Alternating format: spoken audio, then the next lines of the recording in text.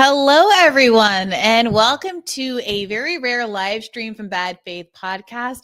You know, I have heard the patrons and others sort of clamoring for us to do call-ins again. I miss them as much as you do, perhaps even more. I'm still trying to figure out what sort of platform tech to use to replicate the call-in phenomenon. I really liked how they allowed people to get in queue, and I could kind of manage who was going to come next in a really, fair way, a systematic way. So I'm working on that. But in the interim, there's so much news going on. I really felt like it wasn't enough to be covered in the 2 Bad Faith episodes that come out every week. So I decided to go ahead and invite Jose Vega on with me today. You might have recalled in Monday's sort of controversial viral episode with Jamaal Bowman, in which I interviewed the former Congress member. He mentioned that he felt he was shouted down by the adversarial left. And Jose reached out to clarify that that was in fact him that he was talking about. And I want to give him a chance to respond and provide some, I think, very interesting and much needed context to what that interaction was about. And then I also asked him to stick around with me to break down a interview that just dropped today over at Zeteo News. It's the first episode of Cori and Jamaal Bowman's new podcast, in which they tell a very revealing story about what happened with Build Back Better. Recall, there were 2 pieces to that legislation, a sort of human infrastructure bill and the more straight infrastructure bill. These got bifurcated, and squad members said they were going to hold the line and not vote for one unless both were passed. And Cori Bush tells a not very flattering to the Democratic Party story about how Joe Biden basically strong-armed them, and then the Democratic Party turned on them when they ultimately did not vote for the traditional infrastructure side of the package. So we're going to walk through the relevant parts of that interview, and I'm going to go ahead and bring in Jose. Hi. Babe. Hi. Thank you for having me. I'm glad that we're doing this. I'm glad to be talking to you, and thanks for letting me respond to Bowman on your platform. No, it's absolutely my pleasure. Let's go ahead and start by just playing the clip we're referencing to, and then you can go ahead and hop in and respond. Sure. Let's just play a little bit of the intro to this podcast. In fact, to give people some color of what comes next in case they haven't watched it yet. We'll start from the beginning because it comes right up at the top anyway. No problem. Do you think it was a good idea to vote for Nancy Pelosi? I'm sorry, I confess I watch everything on double speed. Oh, I do 1.5 speed. But sorry, let me not be a chipmunk about it. Here we go. Okay. Do you think it was a good idea to vote for Nancy Pelosi uncritically without any demands? We had no plan. Do you think the squad is positive for the left? Interesting question. Jimmy's a fucking clown, yo. Like, Jimmy was wilding. There's no way in the world that you, Brianna Gray, thinks that everything you've done has been correct. I mean, we gonna keep talking about this though, man. Like, we love that you're there. No. There was mad hate. You wasn't. I think they were scared of Nancy Pelosi. Yeah. Well, I didn't say anything out of pocket. So if you can point to something that I said that was out of pocket, we can discuss it. Jimmy Dore was the voice of that. Oh boy, because you guys made him. True. You chose to ignore a black woman. Listen, you don't talk to us. You freeze us out. Why am I going on shows that all they do is talk shit about us? Why would I do that? So the objective at that moment was to force a vote on Medicare for all, right? Let's say that was the objective. Among other things, but let's say that was the objective. That was the main objective at that moment. That didn't happen. Okay? So right. If we all, so is that the end of it? Number one, like, are we still in this fight trying to do things together? Or are we, like what does that mean, right? That like we're just done after that? No. Are we really trying to build left power? And if the best way to build left power is, in my opinion, is to like get in a room and figure things out, then that's what we got to do. We got to get in a room and figure things out. If not you, but if the adversarial left is focused on being adversarial, then I'm not messing with me. Jamaal Bowman's not messing with you. I'll give you one example. We're being adversarial, to be clear, to the Democratic Party that ousted you from your seat. The goal was not to be adversarial to you. It was to be adversarial to your enemy. But at that and instead time, of aligning with us, you ended up aligning with a party that ultimately kicked you out of Congress for standing up against the genocide. At that time, the adversarial's left was adversarial towards specific people, like at that time. And so, like, listen, you want to be if that's what you want, if that's your way of doing that thing, that's what you do. I'm just telling you how it's going to be received by someone like me. I can't speak for nobody else, but someone like me. Like, so you want to come, like someone came to one of my town halls to call me out about something like Ukraine war or something, right? And he's like, he just starts yelling, whatever. And I'm like, yo, okay, give me a second. Let me finish here. Let's talk and let's build and let's get this thing figured out. But if we're just going to be like, if everything is just a protest and you want to be adversarial, you want to be right, not you, but in general, people out there just want to make a good point or win up like an argument or be loud and mad, nasty, and disrespectful like Jimmy was at that time. Like Jimmy was the face of that shit at that time. All right. It goes really off the rails at that point. So I'm going to stop it there and ask you, Jose, to set the scene for what he's talking about. Yeah. There's a few ways I could set the scene. I think one is that he paints me as adversarial, as if I have kind of like a long history when it comes to the progressives, not just Bowman, but AOC as well. And the guys that do Dissidents did a great job capturing some of this chronology with my interactions with them in the documentary they made about me. But, at this point in like my beliefs, and, people have to understand I'm 24, I guess, when I did that. Yeah. I've reached out to AOC. I've tried to go through the proper channels. I've reached out to Bowman. And, with Bowman, I did get a meeting with his science advisor. And this is something I made a whole thread about. The reason I reached his science advisor was because I am somebody who believes that the Bronx, and I believe this for a very long time, has the ability to become the most technologically advanced and a center for where anybody who's between the ages of 18 to 26 can come and get a great engineering education. And why do I believe that? Well, I think this is the poorest congressional district in the country. And if you are able to invert that here in the Bronx, from making it the poorest place on the United States into the most advanced science center for where people can actually come get a real education, then you can do it anywhere. I'm a big believer in that. And this is something that I was advocating for. I called it the Space CCC, playing off of FDR's, his CCC Corps, his, Civilian Conservation Corps, the modern day Space Civilian Construction Corps. And this is something I would, go out and define in my policies when I would run for Congress. It was so that anybody who went through this training program after 2 years would have the ability to be a STEM engineer at NASA. That's how qualified they would be. But the idea would be that then they would go and work in federal jobs, building and rebuilding infrastructure here in the country, rebuilding housing that has collapsed, really just making the country a better place by utilizing the skills that we would teach them. So Jose, were you running for Congress at the time, running in the 15th district at the time? No, I was not. I was just an activist. I mean, okay. I guess I would call myself that at that point. Yeah. I didn't run until February of 2024. Okay. But so I was not a candidate at the time. I was just like this kid. I guess I still am this kid. I'm only 26 now, but I was just this guy. And I was like trying to, because he was on the committee for science and space and technology. And he had just held this hearing on fusion. So I reached out to his office and I apologize for this long sort of backstory, but I do think it's important because when he just paints me as adversarial left, he needs to understand I tried to reach him through all the proper channels. I got a meeting with his senior science policy advisor. And in that call, which I posted a segment of on my X, he said like, yeah, let's work. I told him, like, I understand that I don't know the inner workings of Congress the way you do.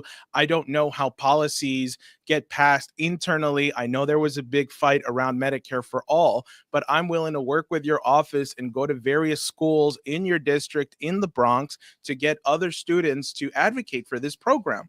And his senior advisor just kind of like nodded his head and was like, yeah, no, Bowman is with you all the way. He's been talking about making the Bronx like Wakanda, is what he said verbatim. I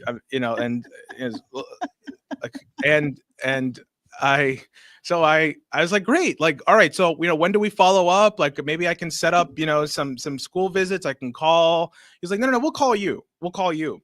And like weeks and months after follow up, like nothing. And so I really started to understand sort of the frustration that people were having as activists trying to go through the proper channels. But then this war in Ukraine breaks out. And that's really kind of like pushed me to be like, okay, like these guys are completely ineffective when it comes to domestic policy and trying to make the Bronx a better place. Albeit, Bowman is in my contiguous district. He's New York 16. I'm New York 15. But still, he says he wants to make the Bronx a better place. And so, but like now he's at the point where he's funding neo-Nazis in Ukraine. This is very well documented. And he's hosting this town hall. And so I'm going to this town hall where he's doing it with Hakeem Jeffries. Now we're starting to get into what he's referencing. I'm not going there to disrupt. I'm not going there to disrupt. And mind you, this is well, that's not necessarily true. I had interrupted Kamala Harris in October of 2021, but also because I wasn't going there to disrupt. I was going there to see if I could ask her a question. Regardless, with Bowman, I wasn't trying to disrupt. I go to Bowman's event and they tell me, hi, sign here, whatever. If you have a question, you have to write it on this card and put it in a fishbowl. Okay, begrudgingly, I do that because it's like, okay, if this is the only way, let's hope he, gets my card. So I sit through this boring talk between him and Hakeem Jeffries. And this is just before Nancy Pelosi steps down as Speaker of the House. And they were talking about, both of them were talking about how, oh, this is going to be our next Speaker of the House. Bowman was saying, Hakeem Jeffries is going to be the next Speaker of House, yada, yada, yada. Here's all the things we're going to do. Oh, it seems like Mr. Jeffries has to go. So we're going to wrap this event up. But I just want to let people know we can do more on this. And then that's when I'm like, okay, fuck this. I'm sorry. We're on YouTube, right? I can't say that. Oh, I don't know. I'm new to this. I'm not a streamer, so I say what I want to say. But this is important to get out. So you basically decided to interject when it became clear that they weren't going to answer questions. And this was the only way you were going to get heard. Exactly. That's right. And so I'm like, you know what? Like, if this is the only way I'm going to get heard, this is the only way I'm going to get heard. And I'm at it's a church in Mount Vernon, I want to say. And, there were my old whole town. Yeah. Yeah. And it was like, it was a sizable town hall. It was him and Hakeem Jeffries, and there were a lot of people there. And so I just say, you know what? Okay, I just have to interject. And thus then, unfolded the events of what then he talks about. But okay. Yeah. We let's go ahead and watch a video of the interruption. But before we play it, in the current political climate that we're in, with Mahmoud Khalil being disappeared by the State Department, permanent resident green card holder, the cause being given is that he was protesting a foreign country. I think it's worthwhile to remind ourselves that protesting, even in an adversarial way, as an adversarial leftist, is in no way illegal, and also isn't wrong. We have a long protest tradition that universities like Columbia University and parties like the Democratic Party used to champion and be proud of when they were behind the issues that were being protested. And I think the kind of reaction that you got here and the kind of reaction that the squad, in my view, had to force the vote has something to do with the underlying willingness to be adversarial to the Democratic Party and get behind the issues we were advocating for, less so the actual tone policing that ends up being so much the conversation. Do more on climate. We could do more on lowering prescription drug costs. We could do more on gun control. We could do more with regard to the Black agenda. We can do more. Congressman, you're a hypocrite because you are funding neo-Nazis in Ukraine. They are wearing the Ukrainian, they are wearing the Black Sun symbol, the same symbol that the Buffalo shooter used, the same symbol that the person who almost killed the vice president in Argentina used. Thank You you say so you much. want to advance the black cause, but you are funding the same people who kill in the name of white supremacy. This is the foundation. For the Bronx? This is the foundation of our democracy, freedom of speech. You choose to fund Nazi Stick around and I will have a conversation with you right after the end, but let me get to the conclusion. Stick around. I promise. I got you. The foundation of our democracy is freedom of speech. Freedom of speech.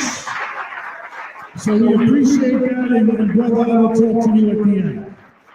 Okay, so credit to Jamaal Bowman for saying, okay, I want to hear you out, stick around. I'm not going to have you, hauled out like, Sam Husseini was hauled out of a press conference just a couple of weeks ago. But tell us what happened afterward. Yeah. By the way, just so people know, that's September 27th of 2022. That's 2 weeks before I did the AOC intervention that would really put me up on the map that people remember. But anyway, so what happens immediately afterwards with that is I take him at his word. And some people criticize me for it. Like, no, you should have just challenged him right there. In fact, that was the first time Jimmy Dore reacted to that. And that was like, I was only somewhat familiar with Jimmy Dore at the time. And he said, no, you shouldn't have waited. You should have just kept pounding on him and telling him, holding him accountable in front of his audience. But regardless, so I'm like surrounded. No, I think that's an important point, because I don't know if people listen to my follow-up interview with Shama Sawant, we were kind of wrestling with this as well, because I do feel like it's important to be seen. I know that my credibility, at least in some ways, hinges on me being seen as a good faith actor. And what Jamaal Bowman was accusing you of, I don't mean to put words in his mouth. People should go listen to the actual interview. But it seemed to me he was suggesting that you were being somehow unfair and protesting for protesting's sake, and that there's a portion of the left that is just always angry no matter what. And so the fact that you had a reason to interject when you did, and then stepped back when he promised you he was going to follow up with you and actually hear you out, suggests to me, and I think should suggest to the audience, that you were being a good faith actor. And the implication that you weren't, that was made in our interview with him, is incorrect. And whether or not going forward, once you have the experience that you weren't heard out the way you would have liked, maybe then you learn from that experience and you behave differently going forward. But I do think it's important to give people the benefit of the doubt on the first pass, because then you don't get accused credibly of being a bad faith actor. I mean, that's very true. I'm sorry, I didn't mean to cut you off. Yeah, no, I was done. I was just going to ask you to go ahead and tell us then what happened after this. What kind of conversation did you manage to have? Well, yes. And actually it's because of this experience that, like, going forward, I did, like, the way I would approach the interventions, because I've done lots of these where it's like I've interrupted people and I've crashed events and I've intervened where I'm like, I don't want to speak to you afterwards. I'm here, in my mind, I go there and I'm like, I'm here to call you out on something that's glaringly wrong or glaringly obviously wrong, like I did with the Washington Post and New York Times executive editors at the Columbia School of Journalism, when they refused to even entertain Seymour Hersh's findings that we blew up the Nord Stream. But okay, sorry. We being the United States, not you and I. Innocence.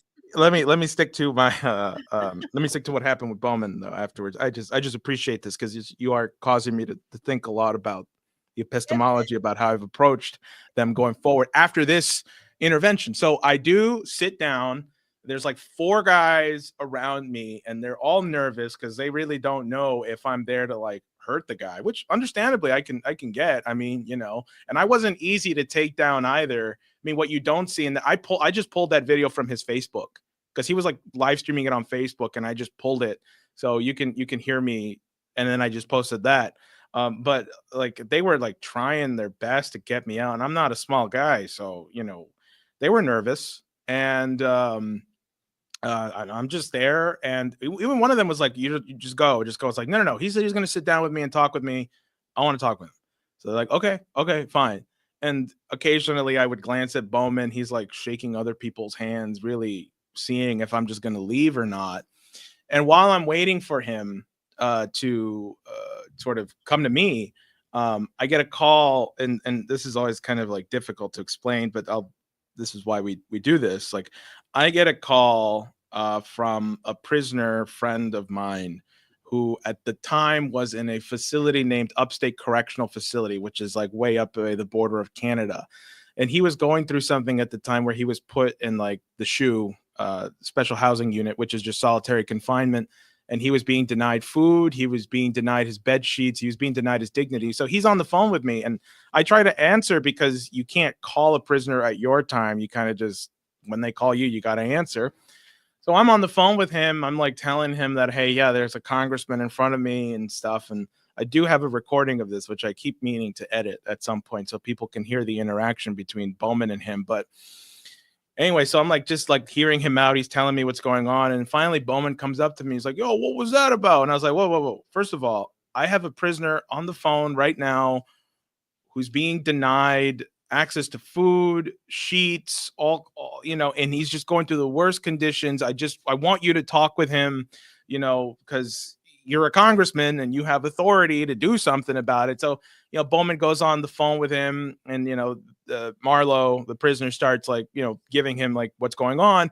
And Bowman's like, okay, my office will be in touch. We'll inquire. We'll get the details from your friend, Jose. Okay, great. So then I'm like, all right, Marlo, I'm going to hang up, call me later, whatever.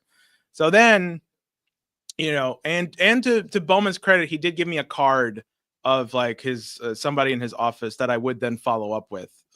That ultimately didn't end well. I actually, you know what? Yeah, that is tied into this. But anyway, so Bowman is like, all right, so what was that all about, man? And I was just like, look, the thing is, like, you are funding neo-Nazis. You have voted to send all this money to this proxy war, and I'm sick and tired of it. And I think that you are misinformed on this issue. And I just want to know, like, and he cuts me off and he says, like, oh, like, you could have just come up to me a different way, when I was like greeting people. We could have talked on the side, and we could have, just you could have just came up to me and said, Mr. Bowman, that is going on, and you want me to do that, and then I would have had a dialogue with you. And I was like, yeah, but I have to hold you accountable. And I said, because my congressman, I couldn't do this. And he's like, wait, what do you mean your congressman? I was like, look, my congressman is Richie Torres, and as well as I do, he sucks. And he's like, but still, so you're not even my constituent, man. And I said, okay, but the point is, you are funding white supremacists in a foreign country in a war that we started. What are we going to do about it? And he said something to the effect of like, we're going to continue to do the work we set out to do when we said we were going to do it. And then he left. I swear to God, just like left. So, the only thing I had from him was this card that he handed me, and I would follow up with the office. That lady was actually really sweet because she said, look, you're not our constituent, and neither is this prisoner. I have to pass this over to Richie Torres, but I want you to know I passed this off to Jeffrey on Aubry's because he at the time was on the local government, was on the chair of the corrections facility. And then that was the best I got out of his office after that. But so there was a response. It sounds like to their credit, there was a response with respect to the prisoner that you were trying to help. They said that they were limited in their ability to help because neither you nor the prisoner were in their district. But I am curious about whether or not there was any response on the part that really is specifically a critique of Bowman, which is his votes to fund Ukraine. What did you hear back about that? Nothing. That's the beautiful thing about it is nothing. I did try to inquire with that same lady. It's like, okay, well, this wasn't the only issue I raised, and I never heard back from her on that. Let me ask you this, Jose, because I'm feeling like there were some similarities between my experience and yours, where I felt like, and I felt this way during Force the Vote, I felt this way during the $15 minimum wage debacle with the American Rescue Plan. I felt this way throughout the first 2 years of Biden's term, during which we were constantly told the Democrats couldn't do anything. And there were these moments, and we're going to get to this in the clips we're about to play from the Jamaal Bowman, Cori Bush interview that really, really puts a fine point on this. But there were these moments where the squad would say they would hold the line, for example, over Build Back Better. And they did, and they ultimately voted against the traditional infrastructure part of the bill, half of the bill. But ultimately, it seemed as though there was much more of a willingness to sort of play ball and accept the attacks, the adversarial nature of the Democratic Party against progressives than there ever was with respect to advice, suggestions, lobbying, efforts to convince them to do what we would like, coming from the left, the very part of the left that got them elected in the first place, that founded Justice Democrats. I'm talking about people like Kyle Kalinske, who were also pro Force the Vote, who had them on their shows early on and gave them helped to give them a national profile, like Glenn Greenwald having AOC on his podcast at The Intercept at the time. And these sort of repeated complaint and the repeated concern that we heard at the beginning of the first clip that I played from the episode, that the adversarial left seems to be adversarial for no reason. Why are you attacking me? Why are you coming after me? Seems to miss the point that we are trying to push them against the people who are actually trying to kick them out of Congress, that are actually genuinely adversarial to them. And they kept taking these votes where it was for the Iron Dome, various kinds of Israel funding, votes that, frankly, they later said they were very uncomfortable with. AOC famously crying on the House floor after Nancy Pelosi spoke to her about her Iron Dome vote. But none of the ire that we seem to catch for simply asking them to stand up for their ideals and the ideals that are the reason that we voted them into office in the first place and gave them money and platforms and stuff in the first place, none of that ire seems to be directed in the same force against the conservatives, including conservative Democrats who are out to actually oust them from Congress. That's I completely agree with you. And I think that's something I've wrestled with. I mean, I was a Bernie bro in 2014, 2015. So I was still in high school, and I remember my teacher, my high school senior teacher at the time, it was my high school economics teacher. You're killing me, Jose. She was she was a big she was also a big Bernie bro. Yeah. Wait, sorry, why am I killing you? I because you're so young. Go ahead. It's fine. So, I actually remember Bernie Sanders coming to the Bronx. He came to the South Bronx, and I lined up for that. It was like summer. It was hot. It was great. I mean, I was just happy to be a part of something. And I became disillusioned when he refused to fight back when it came out that Hillary Clinton had used the DNC to rig the primary against him, basically, or to and so at that point, and people know this at this point, I became a Trump supporter, not because I thought this guy was so great, but because I thought, well, you know what, the establishment sucks. Bernie's not willing to stand up for it, so I guess Trump's the guy to go after it, and obviously then I grew up a little bit more, I guess. And then Biden came into power, and I was like, yeah, both of these parties really do suck. And so when I look at AOC and Bowman, especially back then when I was confronting them heavy, October of 2022, a month before the midterms and stuff, and I was really trying to understand in my mind, is it just the case that maybe I really don't understand how Congress works, to the point that is the only way to actually function in Congress to sacrifice your principles? And that's what I thought at the time. Because I know that these are the moral concessions that Bowman and AOC have had to make in order to keep their positions there. And I then would be like, well, maybe should I give them some slack? But it just came to a point where I realized, no, we need people rocking the boat.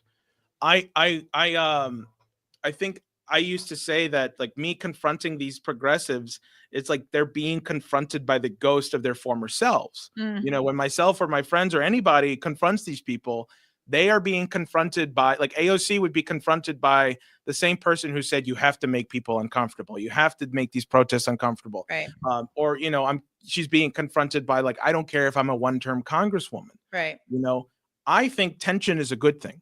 In a country, tension is good. We need to fight things out. We shouldn't, especially in like our circles. I don't consider myself left or right. I just don't like the label. But in our leftist circle friends, like, there's a lot of back talking. There's a lot of like purity test kind of thing. I don't like any of that stuff. I would rather just talk about it. I say things that people don't agree with all the time. And rather than people making up stuff about me, they should just come out and talk these things through. And I think if AOC and Bowman had done the same thing, if they had come to the platforms that built them up, gave them their reputations, were supporting them, and had these transparent dialogues, like, here's why I voted yes on the Iron Dome, because there's something going on internally right now where I was told if I do this, I'll be able to get the Green New Deal passed or something, because then at least there'd be transparency. But I think the reason that we didn't get that is because, as we discovered, they were giving up things. They were bending the knee without anything in return. So in the context of Force the Vote, AOC, I think in retrospect for her, unwisely engaged with Justin Jackson and said, no, we're reserving our political capital for committee assignments. And then we saw how she repeatedly, year after year, got disrespected in the fight for committee appointments, most recently getting passed over for that chair position by another way, octogenarian, or septuagenarian, I should say. Excuse me, I don't want to put his age up. Yeah, with throat cancer. I mean, exactly. Or there was another example that was just on the tip of my tongue. Oh, or this was a clip that we used in the Kshama Sawant response episode that she brought up, where she admitted that the concern was reputational harm in one of these Instagram live videos that she had done. So this is the question, and you framed it up very nicely just now. Is it possible to be in Congress without selling out? The idea of an inside-outside strategy working is contingent on the idea that you can be in there without selling out, and that your presence ultimately draws the party to the left, not that you are suppressed and ousted for not conforming with the interests of the party. And that's how we're going to get back into this interview, which just dropped today. I was very interested to see how this was going to go, because there has been some sort of like superficial former Politico interest in like starting a podcast. We obviously see all the scuttlebutt that's going on with Gavin Newsom's podcast, people concerned about the kinds of guests he's having on. Michelle Obama dropped a podcast this week with her brother.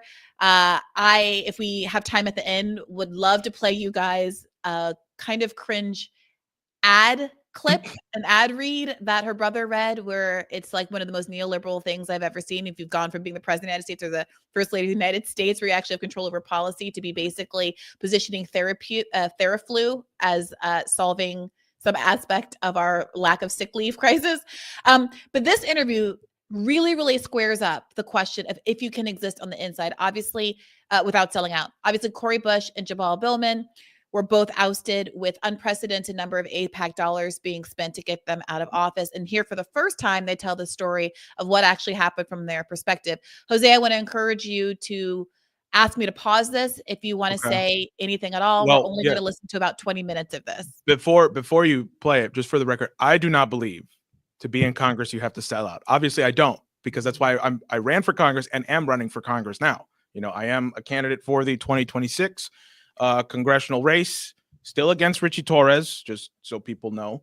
And that's like one thing I want to make clearer to people too, or just kind of highlight to you, was like, when I told people that I was running again, when I first started, all I had was a MacBook, and now I have an office. So, we're moving up slowly a little bit. You know what I mean? Their first reaction was, oh, but isn't Richie Torres running for governor? Well, it's like, well, wait a minute. I'm not running for Congress because I'm against the guy. I am against the guy. I think I should be making policy. I think I should be dictating laws, and I think I should be in the halls of Congress lobbying on behalf of the American people, not because I think we should get one asshole out of Congress. That is just a sort of a byproduct. Yeah, for the record, I very much want to get that asshole out of Congress. Well, so we've got to help each other out here. You know, we got the same goals, same objectives, and I'm not trying to sell out. You know, and I understand because, like, you know, doing this, like, money is a big deal. And I didn't understand that until I actually ran. When I first announced, to be straight up with you, I had no fucking idea what I was doing, what I was signing up for. People were asking me to do it, and I thought, yeah, why not? I'll make myself a candidate. I never thought it would come to this place where now I have hundreds of supporters around the country just to get my name on the ballot. I had lots of people come from around the country, you know, to get my name on the ballot. I had people come as far as like Missouri, North Carolina, Michigan, California. People like pitched it. I didn't pay anybody to do this. They helped me. And as a result, I felt an obligation to them. Like, I need to take this more seriously because they're risking and sacrificing themselves for my campaign. Yeah, Jose, I would love to talk to you at length about your campaign. So let's cycle back to that. If you can stick around. Sure. So yeah, sorry. Yeah. And I want to ask you about that. I want to ask you, I see some people in the chat asking about the choice to run as a Democrat. I want to ask you why you have confidence about being able to kind of hold the line from within Congress. I want to ask you some questions. People are having questions about what the LaRouche folks are about and your associations with them. I see these kind of recurring questions. So I want to get to all of those. Lovely. But just to honor the sort of stated purpose of the stream. Yes. Let's whip through this clip. No, not at all. No, this is fun. I really like talking to you about like all of this. This is great. This is what I've been asking for. Like, let's stop talking about each other behind our backs. Let's just go for it. Let's just bring it out in the open. Perfect. I love it. Okay. Let's start this. And again, feel free to stop at any point and we can dig in. Sure. Oops, sorry. Me and my double, triple speed again. My bad. Oh, yeah. Okay. I might get to leave it at a little bit over 1. Sorry. I'm a very impatient woman. That's totally fine. I do 1.5 all the time. So Okay, we're on the same timing here. If we can do 1.5, we can do 1.5. Okay, perfect. Let's go. The Build Back Better fight. To me, that fight captures everything that's wrong with our government in one situation. So we both were elected in 2020. We won our elections in 2020. Yeah. In 2020, this was the middle of COVID. Yes. Right? Yes, my God. This was a couple of weeks. I won my primary a couple of weeks after George Floyd was lynched in front of the American people. When we both were sworn in, it was still COVID. Yes. Right? And so people weren't working anymore. Right? People didn't have money to buy groceries. The economy was shut down. So we introduced some legislation to respond to that. The American Rescue Plan, we passed some other legislation. Yes. The next big one to restart the whole economy was Build Back Better. Build Back Better. And Biden was really clear. He wanted to pass Build Back Better and the infrastructure bill, right? And progressives held the line to make sure we did both at the same time. Well, we held the line, but there was some conversations that had to be had before we even decided to hold the line. Because we were saying we want to make sure that the climate investment was there because many of the groups were saying, hey, this isn't enough on climate. And so we were getting attacked. I don't know about you, but I know I was getting attacked for not asking for more. And so what we said was, okay, President Biden, if we're going to go through getting attacked in this area, you know, you have to, and because we're supporting your legacy, which is, it's great things in here, absolutely necessary now things, you know, we need some help. So we need to make sure that both of these bills ride together. That's the only way. Can you pause for a sec? Yeah, of course. So like, I want to ask you, like, why didn't Build Back Better feel like a victory for anyone? You know, like and just for the record, like October 2021, I got into a Kamala Harris event because she came to the Bronx. Bowman is actually the person who brought her, talking about Build Back Better and saying like, we just passed this bill, blah, blah, blah, blah, blah. And I said, yeah, but we just had a hurricane here in New York where 8 people drowned in their basement apartments, you know? So I remember thinking Build Back Better doesn't mean anything to me, doesn't mean anything to New Yorkers. So why didn't it feel like a cold win? So I think one of the reasons is that all of the human infrastructure aspects of the bill, the child tax credit, the universal child care, the social spending programs, of course, were in one half of the bill, the Build Back Better part of it that got bifurcated, as opposed to the infrastructure bill. There's the human infrastructure bill, and then the soft infrastructure bill, and then the hard infrastructure bill, trains, planes, and automobiles, traditional infrastructure bill. Now, for those who don't remember, because I guess at this point it was 4 years ago, and as you pointed out Jose, some people are younger, were very different times and places in their life, and I shouldn't presume that everyone was sitting around with an elephant's memory like I was, hurt, sad, unemployed, post Bernie, paying very, very close attention to all of this.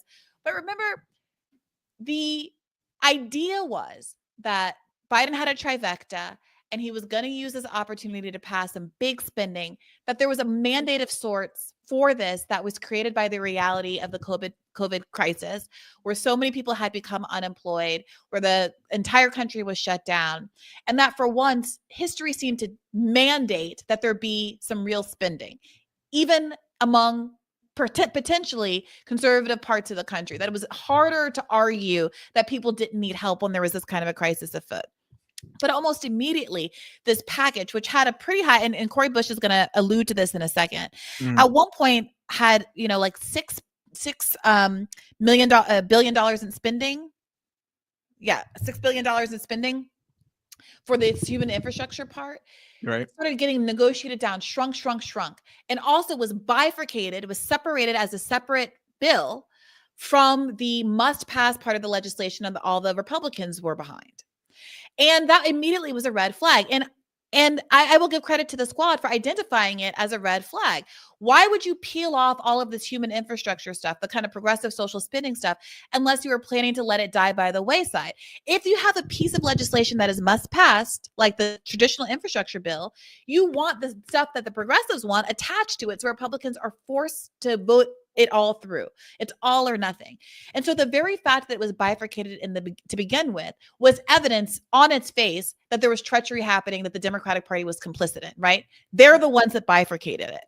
And now you're going to get into more detail. They're about to talk to you and talk to us in more specificity about exactly what those machinations, the kind of pressure they were under on the inside to continue to manufacture consent for the idea that what we all saw was happening, which was that all the human infrastructure stuff was getting abandoned, was in fact getting abandoned. So when you ask, why didn't it seem like more of a victory? I think the programs that people would have felt in their intimate lives, more so than kind of highway projects and longer term environment projects and things like that, were scrapped.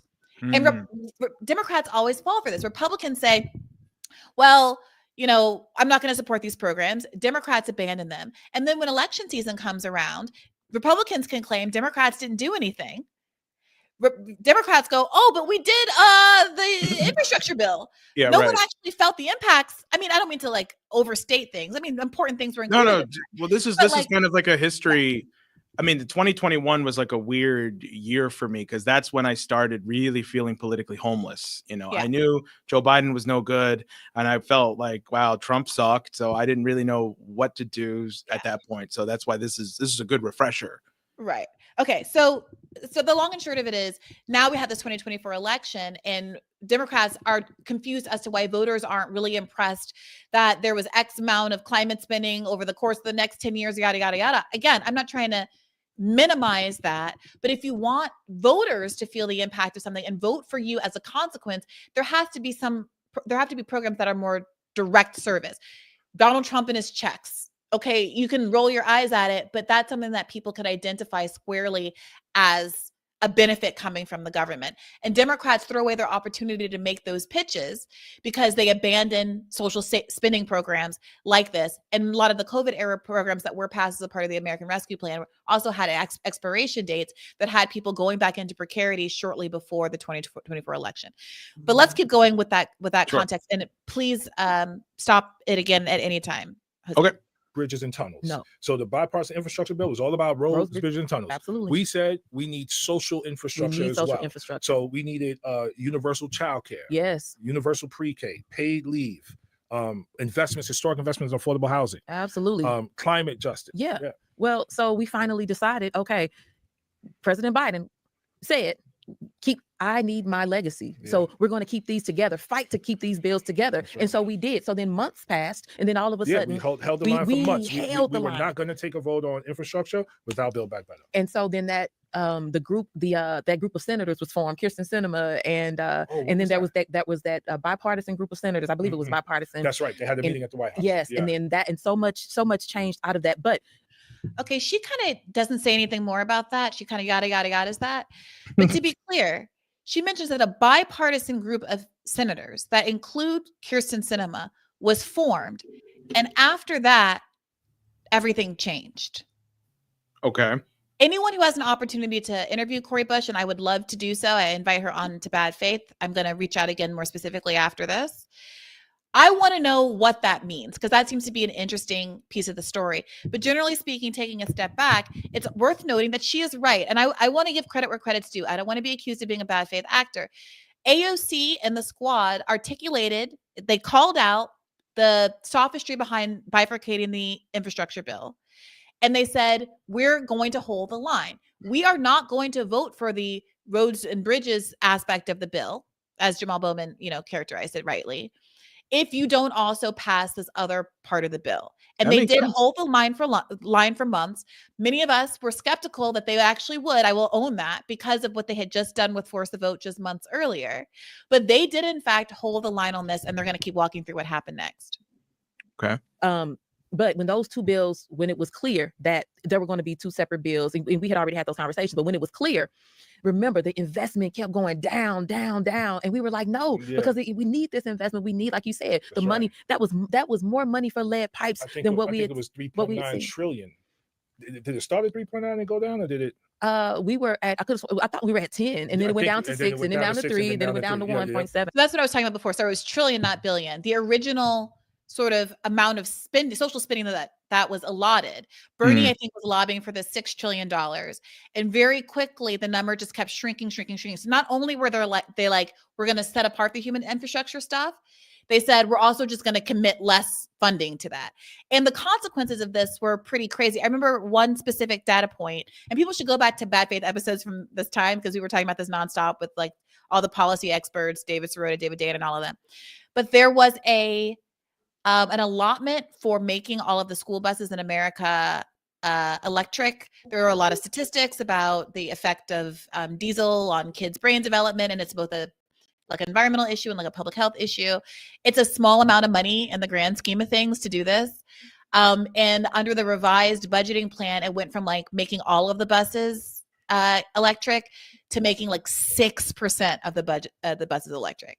It's like, what are we even doing at this point? Like, why are we even saying this is a line item? 6%? You might as well just, what are we even doing?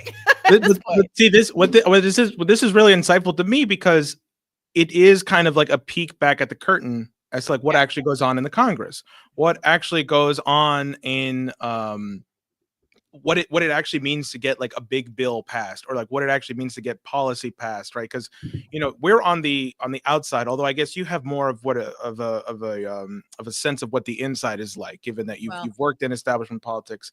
And not really. I was a lawyer, and then I was a journalist, and then I did 1 year as a spokesperson for Bernie, but I certainly don't have any Hill experience or legislative experience in the least. So a lot of my knowledge, look, I know you guys don't always just agree with their conclusions or their politics or whatever, but I heavily rely on the reporting and institutional knowledge of people like David Sirota and David Dayan and Ryan Grimm to understand what these machinations are, and to understand the limits of what is possible versus what is not.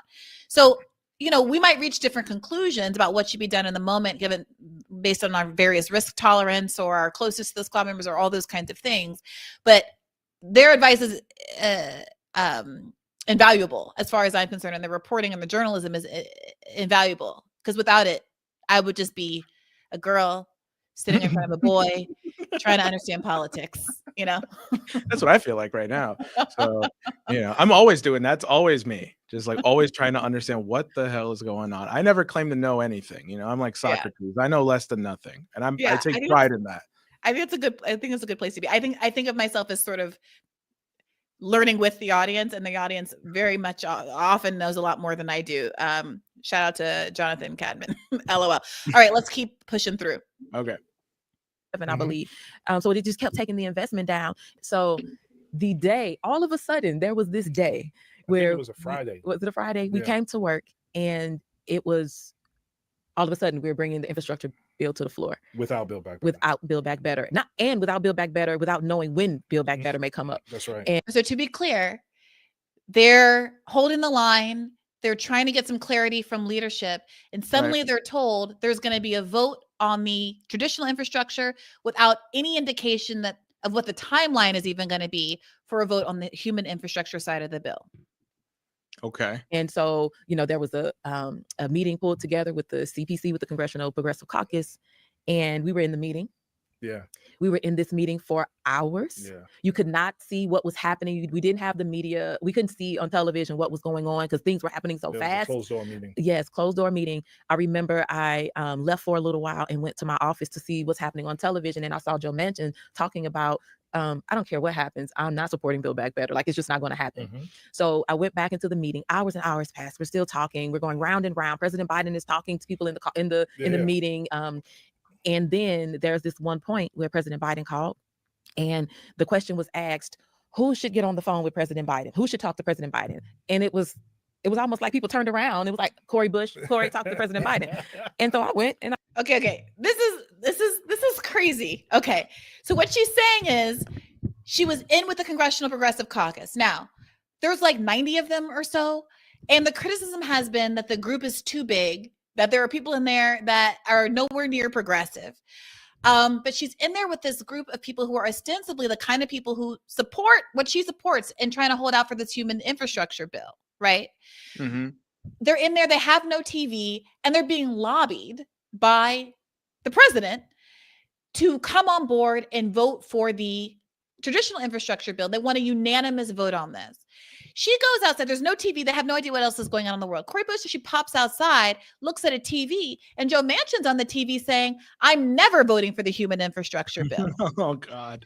So on one hand, she's being told she and the progressives have to play ball. And, trust me, we're going to pass the human infrastructure piece. But when she goes outside and looks at the TV, she sees Joe Manchin saying the human infrastructure will pass over my dead body. Oh my gosh. Oh, right, because this is when Democrats have like such a slim majority in the Senate. That's why every vote really did count. Exactly. Okay. And to be clear, and I'm glad you asked that question, Jose. People are aware of the fact that there was a 50-50, in the Senate with the Democratic tiebreaker, with the VP tiebreaker. So, the bare majority, but also that there was Manchin and Sinema who were constantly derailing things. Okay. Right. I remember this now. Right. Okay. So now this is all coming back to me. What they forget is that there was only like a 6 vote margin of Democratic margin in the House. So that the 6 or 7 or 8, however you want to count them, squad members had the exact same power that Manchin and Sinema had to hold up legislation in the Senate. So the question becomes, why didn't they use their leverage for progressive means the same way Manchin and Sinema used their leverage for conservative means? Oh. So that's what's going on here. So in this vote, so it's a little bit different, and I'll just say it's a little bit different because there are some Republicans in the House who are willing to cross the line and vote for things. And that's ultimately what happened in this situation, that these 6 or so progressives held out, did not vote for the traditional infrastructure bill, but they had like 10 Republicans cross the line and it ended up passing anyway.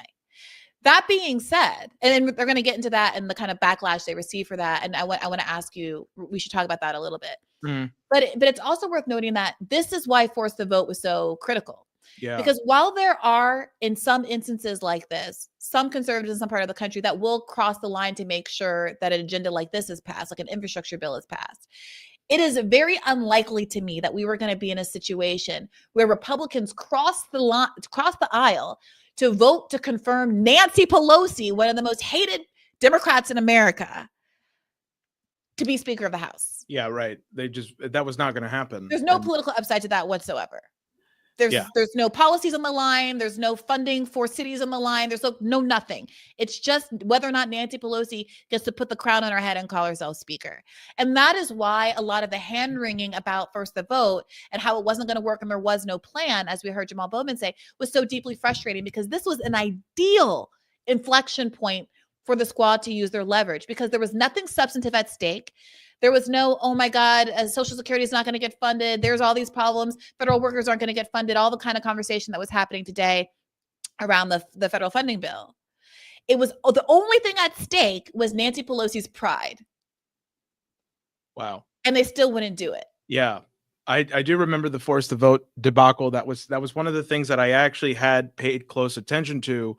And it was something that had brought me around to Jimmy Dore. That's when I first started seeing Jimmy Dore everywhere. I'm still not like an avid Jimmy Dore watcher at the point. And even now, I mean, I just don't have the time to watch, a lot of the independent media. But what is so this is the problem with not having the tension in the Congress, because what kind of dynamics would we be having right now if the force to vote had actually happened? I honestly think you could have changed a lot of how politics is done in the United States today, if not actually break the duopoly and have a viable third force. I don't like to say the word third party, but more so third force, because I say this often. I just think we need to have a government of people you can trust, but yeah, and I do think that people lost trust in the squad in that moment. And so when Jamaal Bowman's talking about feeling like he's being treated unfairly and that there's this hostility that is coming their way, I think it's hard to understand why I think that hostility was earned, to be honest, without understanding the dynamics that they ignored in the context of force the vote and also some other subsequent fights. But go ahead. But this context that you're giving me is really, really insightful, because now I know why people say every 2 and 4 years, if we just give more Democrats, if we just take the Senate, if we just take the House, if we just take the presidency, it's like, oh, like you think this, okay, I see, now I know why, like there are hardcore Democrats and even hardcore progressives who to this day will like be like ride or die AOC, because they're like, she's the best we've got. We have to keep her there. We have to make sure she stays there. And if we can just get, just 5 senators to flip, we can pass all the policies we want. We can take back. Like, now I really get that I didn't have the clarity before why, the two-party system has such a grip on the population as a whole right now. Like, this is really great. Like, you've really put a fine point on it. And just to broaden this out a little bit before we keep going, right now today, it is exciting in some ways to see so many people who are hardcore Democrats, like really mainstream establishment pundits and politicos, pod save guys and all of that, tweeting and podcasting and clamoring about how frustrated they are with Chuck Schumer for wanting to vote for the Republicans' spending bill, the Republicans' funding and the continuing resolution, whatever you want to call it. And to be clear, in this situation today, Democrats held out, but there were 10 Democrats that crossed the line for Republicans and enabled them to pass it, right? It always seems to be the case that there are enough people to cross the aisle to get the bad thing done, no matter what happens, which is why I think there's so much skepticism among people like me on the left that say, well, even no matter how many people, no matter how many AOCs or Ilhan Omars or whatever we get into Congress, there's always going to be enough people to cross the line to undo their progress. And that that ultimately they're going to get pushed out if they cause too much trouble. And we're going to get to that part of this interview in a second. But there is this theory called rotating villain theory that says no matter what kind of majorities Democrats have, they will always pick someone to be the fall guy to make sure a genuinely progressive agenda doesn't go through. And when Obama had a supermajority, a filibuster-proof 60 votes in the Senate, there was Joe Lieberman, who swooped in the last moment to ruin the public option as he was passing the ACA. And in this case, with only the 50 votes, you just needed Manchin and Sinema. And I suspect John Fetterman's about to turn and be the new useful idiot for the Democratic Party. But useful idiot is too kind, because it's very purposeful, I would argue. And the goal of it, and the goal of the Democratic Party, is to dupe the public into believing that there is a real opposition party. And all of the people who are excited in this moment saying, okay, we need a real opposition party. What are we going to call the Democratic Tea Party? Justice Democrats, here, actually, I'll show you this. Justice Democrats just sent out a new text message trying to exploit this moment against Chuck Schumer to get people reinvested in the Democratic Party. And I would argue that that is a failed project. And what we're watching now in this interview, and what we've explained so many times with Force the Vote, is proof positive that continuing to invest in the Democratic Party is a failed project. But I don't want to discourage you, Jose. I want to come back and ask you about your run, because I do think there are ways that having people in Congress is useful. Well, certainly. I said this. agree. Yeah, go ahead. Sorry, go ahead. Oh, no. Well, I was just going to say, like, but, this rotating villain theory, I mean, is it necessarily the case that the Democratic Party thinks it wants a progressive agenda, but in actuality, they don't? And I mean, like when I say the Democratic Party, I mean, like, its supporters, the people who go and vote. I saw the polls recently for the mayoral race here in New York City. Zoran is like, third place right now. Eric Adams is second. And Andrew Cuomo, as the polls are saying, again, these things could be lying, but he has like a 38% lead, and he's like the, clear front runner. He's not a progressive. He's just this kind of like, macho sort of like no nonsense. Like, I'm not like these, socialist lefties. I'm, what, Democrats and New Yorkers really want, a tough guy. Right. And so it makes me think to myself, like, well, does the Democratic Party actually want a progressive or a progressive agenda? And also, like, what is the Democratic Party? Why does it try to play to both sides of both the moderates, like a Nancy Pelosi or even a Hakeem Jeffries, and also to the AOCs, the more far left, and the Bernie Sanders types, right? Hope I'm making sense. That's a big question. And I do want to come back to it.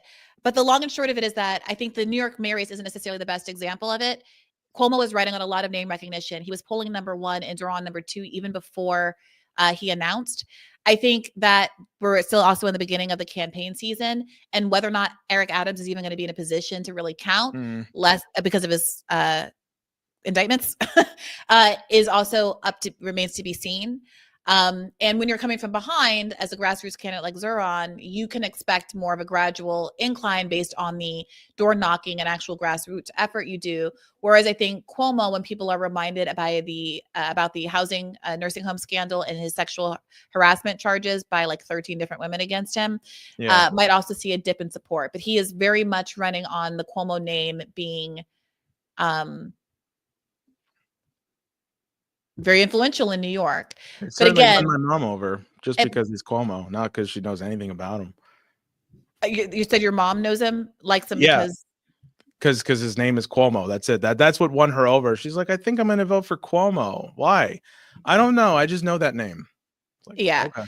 I think there's a lot of that, but also like, are the people who respond in a poll that say like, I'm going to pick Cuomo because I know Cuomo, are those people going to actually vote?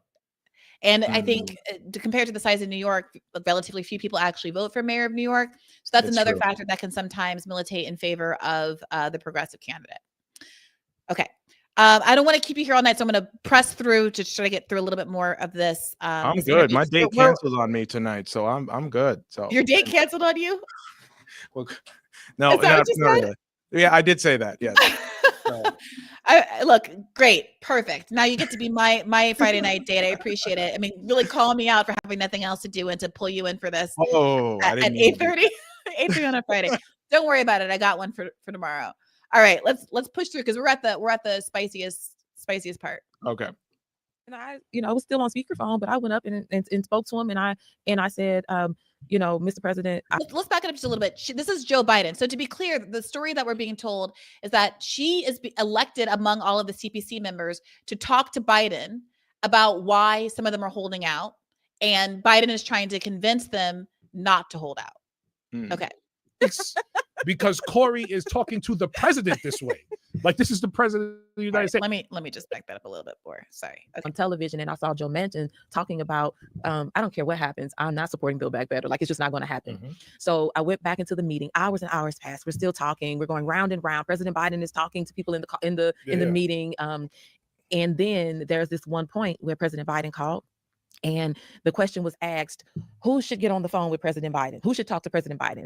And it was almost like people turned around. It was like, Cori talked to President Biden. And so I went and I was still on speakerphone, but I went up and spoke to him. And I said, Mr. President, I'm a no. I'm not going to support. I'm not going to vote for this if we don't have the infrastructure bill. If we don't have Build Back Better being voted on at the same time.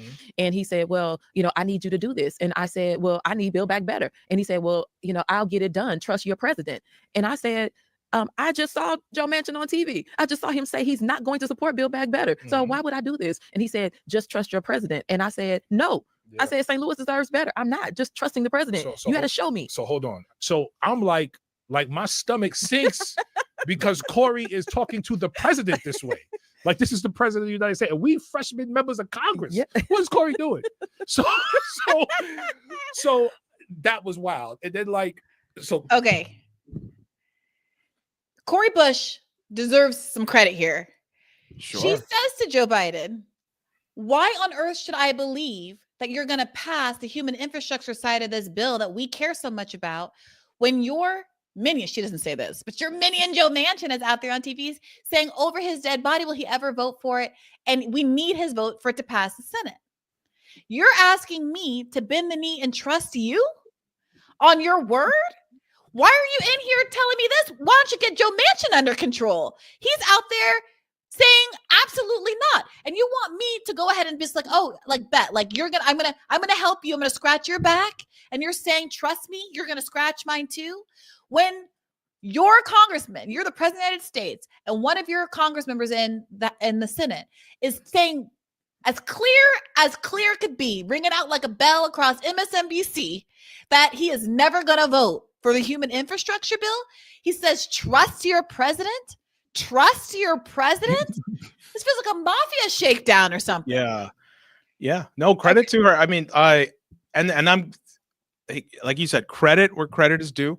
I would never have expected anything like it because, like I was saying before, we don't know what the internals are like when things get decided within the progressives, right? Within the squad members, right? I don't actually look back there. I don't know what kind of political pressure they're under. Maybe they are taking, like what Cori Bush just put here, brave acts, behind the scenes. This is the political pressure. We are hearing in a way that we never heard when they were in office. We saw evidence of it, right? AOC crying on the House floor, but they never said this when they were in office. I think this is an important point. Okay. We knew, we know they're under pressure, right? But when things like this happen, credit where credit's due. I want to be really clear about that. But when things like this happen, imagine there's a world where instead of keeping Biden's secret, she comes to the media, and if only the lefty media will hear her, then let it be coming to us and tell the truth and say Joe Biden was trying to shake us down. She's going to get into this in a second, but Joe Biden was trying to shake us down because he wanted a unanimous vote with the Congressional Progressive Caucus, that no one was going to hold out, that no one was going to hold the line. And he told us that we could trust him, that both sides of this infrastructure bill were going to get passed, even though Joe Manchin was saying that was absolutely not the case. And I'm coming to you because he told me to trust him, and I absolutely cannot. We need people making phone calls. We need petitions. We need people standing outside of the White House to make sure that Joe Biden keeps his promise. And we need both of these bills voted on the same day. We need the human infrastructure voted on first, because the passage of that bill is the contingency for me voting on the traditional infrastructure bill. But none of that happens. And ultimately, they implicitly, I'm not saying they want it, this is what's in their heart. Obviously, they were both kicked out of Congress, and Cori Bush was really, put up against the wall in the situation. But they end up, in effect, covering for what Joe Biden was doing behind the scenes by not talking publicly about it. Right. Okay, see, now that only makes this statement look worse, because I remember when it was like, hey, should we replace Biden? Should we not replace Biden? And the squad, or at least AOC, I don't know the statements of the others, but AOC was like gung-ho. This man can run the country for another 4 years, and I will, but it's like, okay, so this is going on behind the scenes.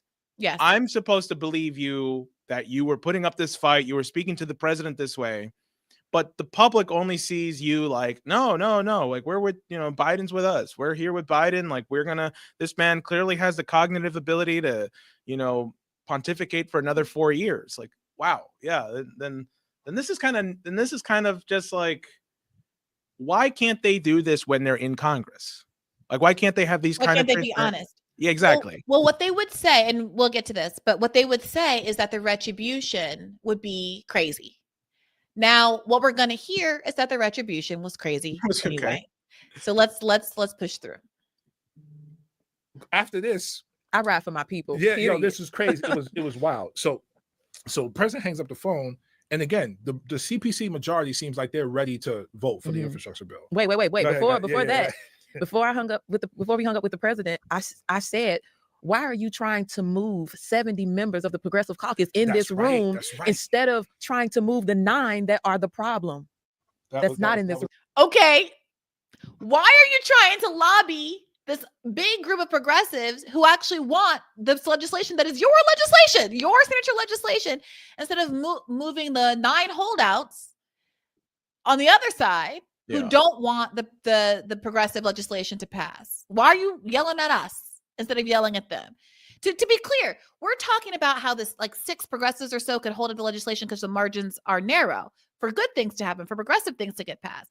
But there are these 9 conservatives, basically, that are part of the Democratic caucus who are threatening to tank the thing. And Biden's priority is to whip the CPC, not to whip the people who are openly fighting his own legislation, which raises the question, and people, so many liberals get mad at me when I say things like this, but it raises the question, did Biden want his own legislation to pass? Did Biden want to cancel student debt? Did Biden want a $15 minimum wage? When you start to understand the machinations of how Democrats never seem to be able to get anything done, it starts to become unbelievable that it's just an accident and they're hapless and they're making mistakes and oh gosh, shucks, goofy voice. It becomes increasingly probable that they are rigging it so that they have plausible deniability. Oh, we tried, America. We tried. Right. But it actually had no intention of actually passing the kinds of policies that would have a material effect on the economics of the country and upset their donor bases. Well, I mean, that was what I was thinking this entire time. It's like, well, wait a minute. What good is Biden for? Is he actually just some secret Republican? Is he actually just a moderate? Does he actually care about this stuff? Does he even know what he's doing? I mean, if there's any good insight that I'm getting from this, it's like why our government really sucks. Correct. And on every level too. I mean, they should be calling this out. They should have been, as you said, going on air like, hey, Mr. Biden, do you want this to pass or not? Do you actually 100%. mean what you say? Then this like sort of fiery, like holding them accountable, making them uncomfortable kind of, energy again would have changed politics today. Do you know what I would call that? What? The adversarial left. Oh, that's what we want. Okay. That's exactly what we want. For that to happen, we'd have to have not just more leftists in Congress, more DSA candidates in Congress. We'd actually have to have an adversarial left. Because unless you're willing to make the contradictions between what the Democratic Party represents and who they actually are clear, unless you're willing to call them out and be honest with the American public about who they are, you're pointless. I mean, but then I think about like Bernie Sanders doing his oligarchy tour right now, what do you think about it? Well, but that's the thing. I don't know what to think about it. I don't know what I suspect a lot of people have been saying this. I don't know this to be the case, but if you have all this energy, you have these people who are excited to see you, even though you're in your 80s, right? And, they still believe in you. They still have this hope. It would be a tragedy if 2 and 4 years from now, Bernie's just like, you have to go vote blue no matter who. That would suck. Well, that's what's going to happen 100%. That's what happened in 2024. Remember, right? He endorsed Biden like a year, like way before he even had to, like long before UAW did, like long before he had to. Yeah. But it's so obvious that you should take this energy and just say, I'm making a clear break with it. He's an independent already. I agree, Young King. I agree. But here we are. So, but what the fuck? So anyway. All right. Okay. That was a mic drop. But I remember that. I remember you said that. I was like, yo. It's good. And I don't think he said it. No. It was just like, trust your president. Trust your president. That's right. So then, but most of the CPC, they was like, Cori crazy. We gonna go with the president. Yeah. Like everybody was ready to vote with the president. So Pramila was ready to call a vote. Yes. She's ready to call a vote because she wanted the CPC to be unanimous in this support for this. Pramila Jayapal wanted the CPC to be unanimous. Now, if the vote's going to pass anyway, without the squad's participation, as it did, it passed. They held out. They held the line, and it passed anyway. If it's going to happen anyway without the squad, why do they need unanimity within the CPC? What is the advantage for the Democratic Party to have unanimity among the Congressional Progressive Caucus members for only for this traditional infrastructure bill? I would argue, and I would love to get like some of the wonks in the room for this, the Sarotas and stuff in the room for this to pick their brain. But I would argue that it frustrates criticism. It frustrates the ability to criticize Biden's choice, I would argue, subjectively, Biden's choice to abandon the human infrastructure bill. It frustrates the ability for anyone to criticize the machinations we've been describing here for the last hour or so if they voted for it. If you go ahead and get everybody in line and it looks like everyone agreed and everyone should vote for this traditional infrastructure bill, then how are you really, if you voted for it, how are you really going to come back and say, oh gosh, I was an idiot and didn't use my leverage and this was all a plot all along and they never had any intention to vote for the human infrastructure bill and pass the human infrastructure bill? I think they want everybody on board because it provides cover. And once you have people who are willing to break free from the rest of the Democratic Party, then it becomes a conversation about why. And they are, because of their principled vote, in a position to make the case for why all the other Democrats, including Joe Biden, behaved in an unprincipled way and acted in tandem to sabotage half of Joe Biden's own agenda. That's just my subjective perception. Right. Of this, because otherwise it just, what is the, like, why are you so pressed when you have the votes to win to make sure the vote is unanimous? And people should also ask themselves, why is Pramila Jayapal so central to this effort and like pushing this effort? These are questions that I have. Well, isn't she the leader of the CPC? Yes, right? But in the interest of the CPC, I would argue, if she's a progressive that stands with the squad, let them not vote unanimously and let them raise their claims and let them make their criticisms, because she should want the human infrastructure to pass and for people to be saber rattling about why it won't pass, right? The unanimity, the purpose of the unanimity, like it's her job to get the thing to pass, arguably. But the goal of the unanimity is to provide cover for the Democratic Party and their failures to get the human infrastructure bill across the finish line, I would argue. But I'd like to hear from the Sarotas, and I reached out to him today, the David Dayans, the Ryan Grimms, about whether or not I'm being too cynical. But I think that's an interesting footnote, that they needed it. They really wanted it to be unanimous. Okay. And right before we're about to vote, Ilhan says, I think we need a quick recess. I got to No, we did a vote. No, we did the vote. We did the vote? We did the vote, and everybody raised their hands. And when it came to me, I did like this. The only one. So then people turned around and started yelling at me saying, you better support the president. And I said, we did the vote. No. And so how do we get the recess? Because when people started yelling at me, Ilhan was like, no, wait a minute. Now we need a recess. We need a recess. My team too. Yes. And I was like, yeah, we're not doing it. We can't. We got to vote no. So we all went to our offices. So Kamala Harris calls me, and she calls me to try to convince me to vote for this bill. And Kamala Harris enters the chat. Yeah. Kamala Harris, who he was very clear on my show, he said he felt like she could be pushed in her heart. She really, feels for the Palestinians. She played a role here long before October 7th. Okay. She was already showing signs of what her job was, which was to rally the troops for Joe Biden. That's her job. And you can say that's her job as a vice president, and that's all well and good and fair. But this is the dynamics here and the insight into their relationship, I think, are fascinating. Okay. Absolutely. No, sorry. I just think like it's a whole other sort of angle and dimension on how they actually interact with each other. In the public eye, Kamala Harris was just like useless and an idiot. I hate to put it that way, who, got like girl bossed up just to run for president again.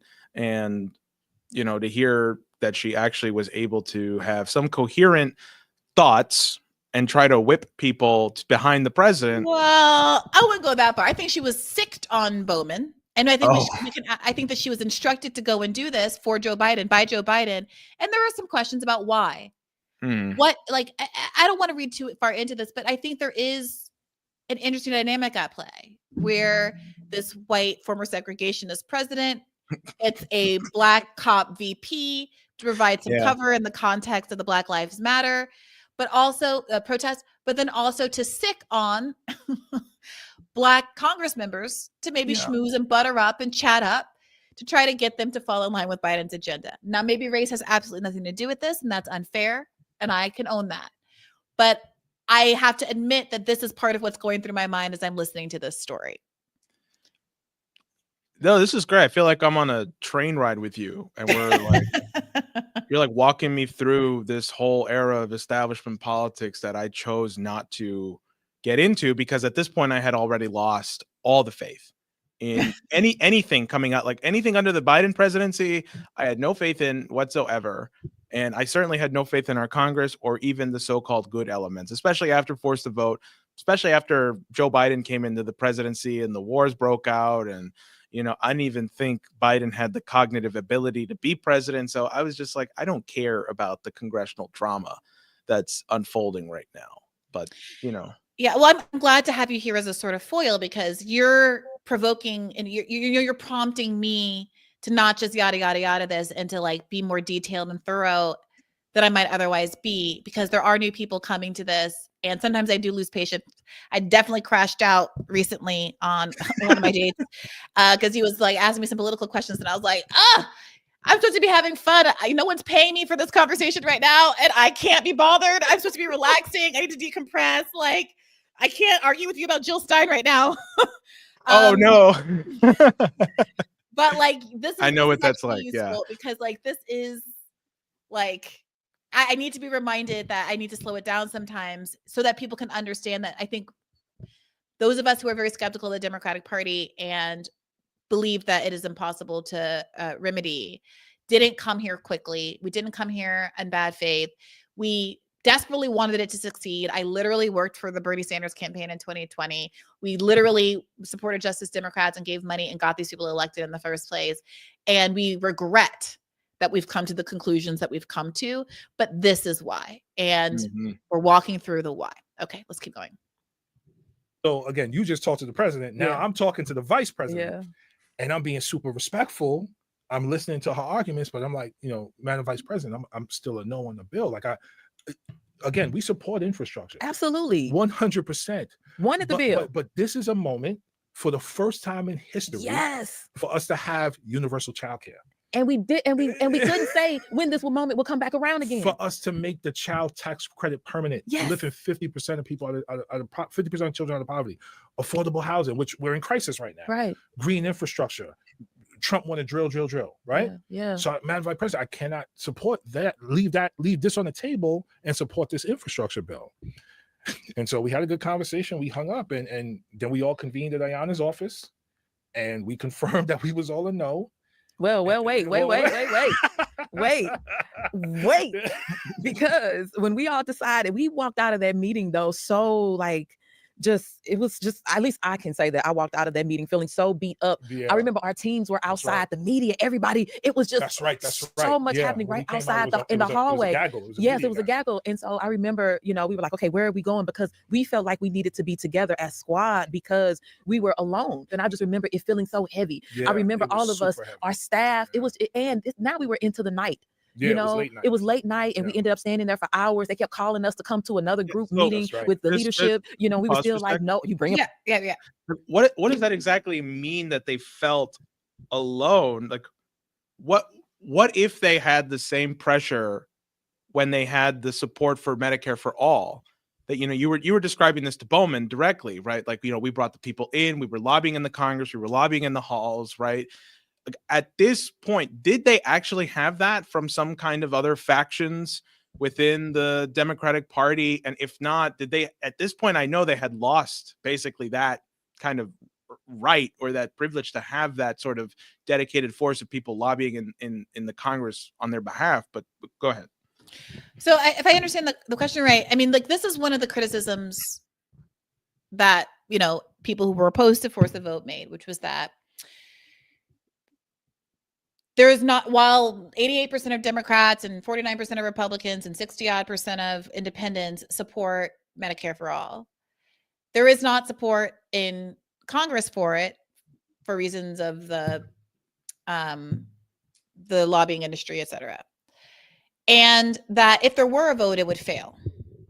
And Joe Biden had said at some point during the 2020 primary that even if Medicare for all passed the House and the Senate, he would veto it. So what's the point was the argument. Sure. And the counter argument, I mean, there were a few. One of them was that there are progressives who performatively, in those TPC, will performatively say that they support Medicare for all. They'll sign on to Pramila Jayapal's Medicare for all bill. But if push comes to shove, are they going to vote for it on the record in a way that is more difficult for them to back out of at the end of the day? We'll see what the real support is for it. And if they don't vote for it, can they really justify themselves as progressives back in their districts and continue to run and exploit the progressive brand on their own? But the second, and what I always felt like was one of the more important reasons, was because, again, you have to expose the contradictions. If it is true that 88% of Democrats support Medicare for all, but no, like 50% of Democrats won't even vote for a Medicare for all bill, what does that mean about the representative value of the Democratic Party? Should there be an alternate party that actually reflects the interests of the people? You leverage the reality to make arguments about what our political future should look like. You leverage and again, to be clear, this was all in the context of the pandemic where 15 million people had just lost their jobs and as a consequence, their health insurance. Yeah. There was enormous public appetite for somebody to do something. And so the expectation, and this is going to come up in a little bit, like the backlash aspect and feeling alone in Congress. But the expectation shouldn't be, and would be dumb if it were, that you're going to get an upswing of support from the Democratic Party, because the Democratic Party isn't your friend. This is what I really want to impart upon Bowman and everybody else, that they should know better because they just got ousted by the Democratic Party constructively. Right. Like, the Democratic Party isn't your friend, but we are. The people are. You have numbers. What does Ryan Grimm say? They've got power. We've got people. Where's the book? Does he say that? I feel like his book is, here it is. No, that's his other book. I don't know. One of his books is it's not important. It's not important. But, oh. Did I lose connection or did you lose connection?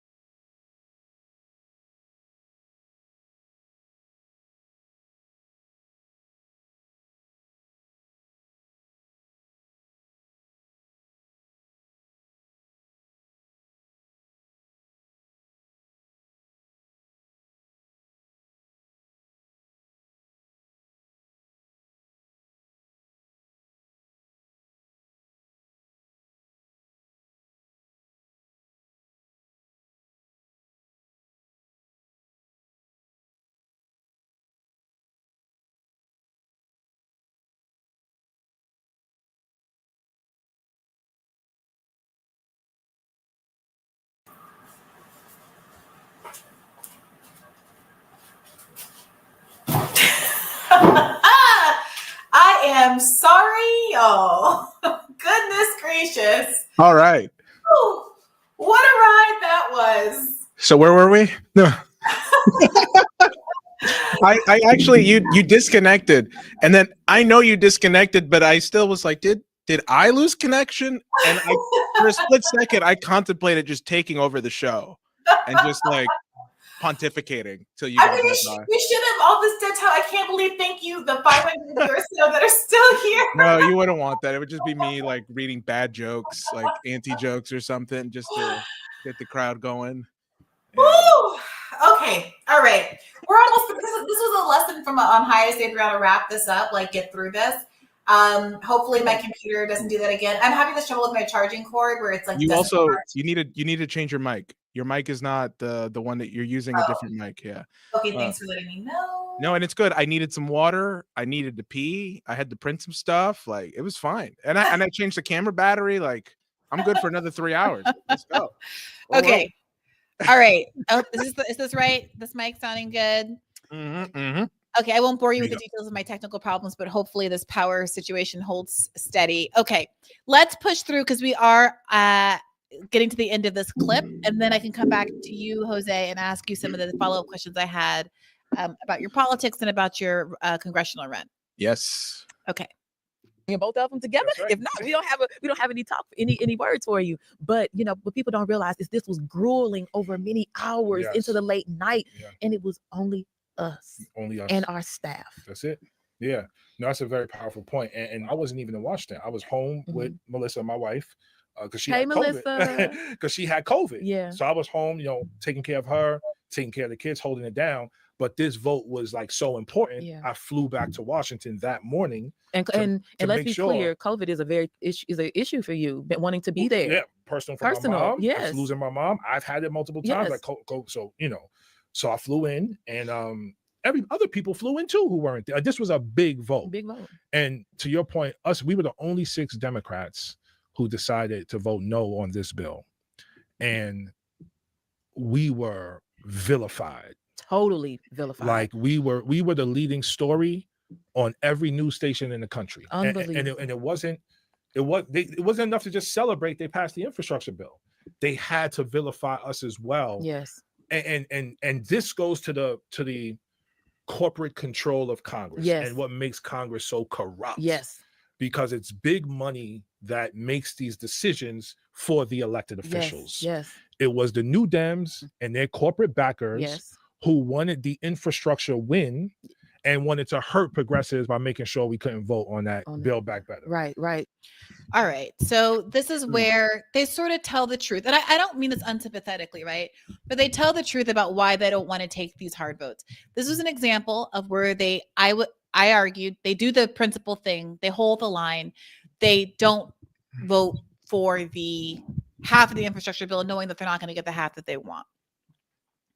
And Jamaal Bowman says they didn't just celebrate the fact that Democrats got a victory with half the bill passing. The Democratic Party and the Democratic media, the corporate liberal media wanted to teach us a lesson, and they came for us and they smeared us up, down, left, right, and center. I want to point out 2 things before I turn it over to you. One, in all honesty, I don't remember that. I'm not saying it didn't happen. I think it did happen. But it was so insignificant in the grand scheme of public perception for squad members. I think the whole point is you got to be willing to take your licks. Everything that Jamaal Bowman says about corporate donors, big PAC money, all of those things coming after them and frustrating their interest and being antithetical to their project is true. What Bernie used to say about that is, I welcome their hatred. Of course, when you have an agenda like mine, he would say on the campaign trail, you're going to get this kind of blowback. That doesn't mean you abandon your principles. And knowing everything that Jamaal Bowman accurately just said to characterize what he's up against, if you're not willing to get the blowback, not just from Republicans, but yes, from the corporate Democratic Party, when you do the right thing, then you don't stand a chance. You're basically conceding. If that pushback is going to bother you and it's going to affect your decision making, then you might as well not even be there. Because unless you're getting that pushback, you're not doing anything useful for the people that you represent. I remember I ran into Jamaal. So I got a lot of blowback from this because, you know, I'm trying to build an independent movement here in the Bronx. I was told I should not meddle in the two-party establishment system at all whatsoever. And the reason I'm bringing this up is because when AIPAC was really hammering away at Bowman and really pushing George Latimer, and the figures of how much they were spending on this congressional race were coming out, you know, this was just after we got on the ballot. And I felt like, well, this guy is getting his ass kicked. At the very least, I don't endorse Bowman, but I don't think anyone should go and vote for George Latimer. And so I went up to Mount Vernon. I went to the contiguous district, and I went up there with anti-AIPAC signs, trying to educate people on AIPAC and saying, like, you're about to go in that ballot box. I'm not necessarily a big Bowman guy, but Latimer is being funded by AIPAC. I ran into Bowman at several times, actually. That's because, you know, when you're like desperate and you're really trying to get into office, you're going to be on the streets every day meeting people. And it was me and my campaign manager, Lynn Speed, who told him, you need to come out and say that, you know, people like Hillary Clinton are endorsing your opponent right now because the corporate wing of your own party wants to see you gone. And then we would later also find out that the Democratic clubs in his district all turned against him because they got the orders from up and high saying, no, you're going to vote for Latimer. You know, the DCCC came down on them, and then they all collectively, including the mayor of Mount Vernon, who ran me out of town, by the way. That was a fun time. The mayor of Mount Vernon. What do you mean he ran you out of town? I was there with a table that said, don't vote for AIPAC bot politicians. And I was in a park, and I forgot what holiday it was. Because it was Juneteenth. That's right. I was, and so she was having an event at a park in Mount Vernon, and I had this table, and she's like, "Do you have a permit?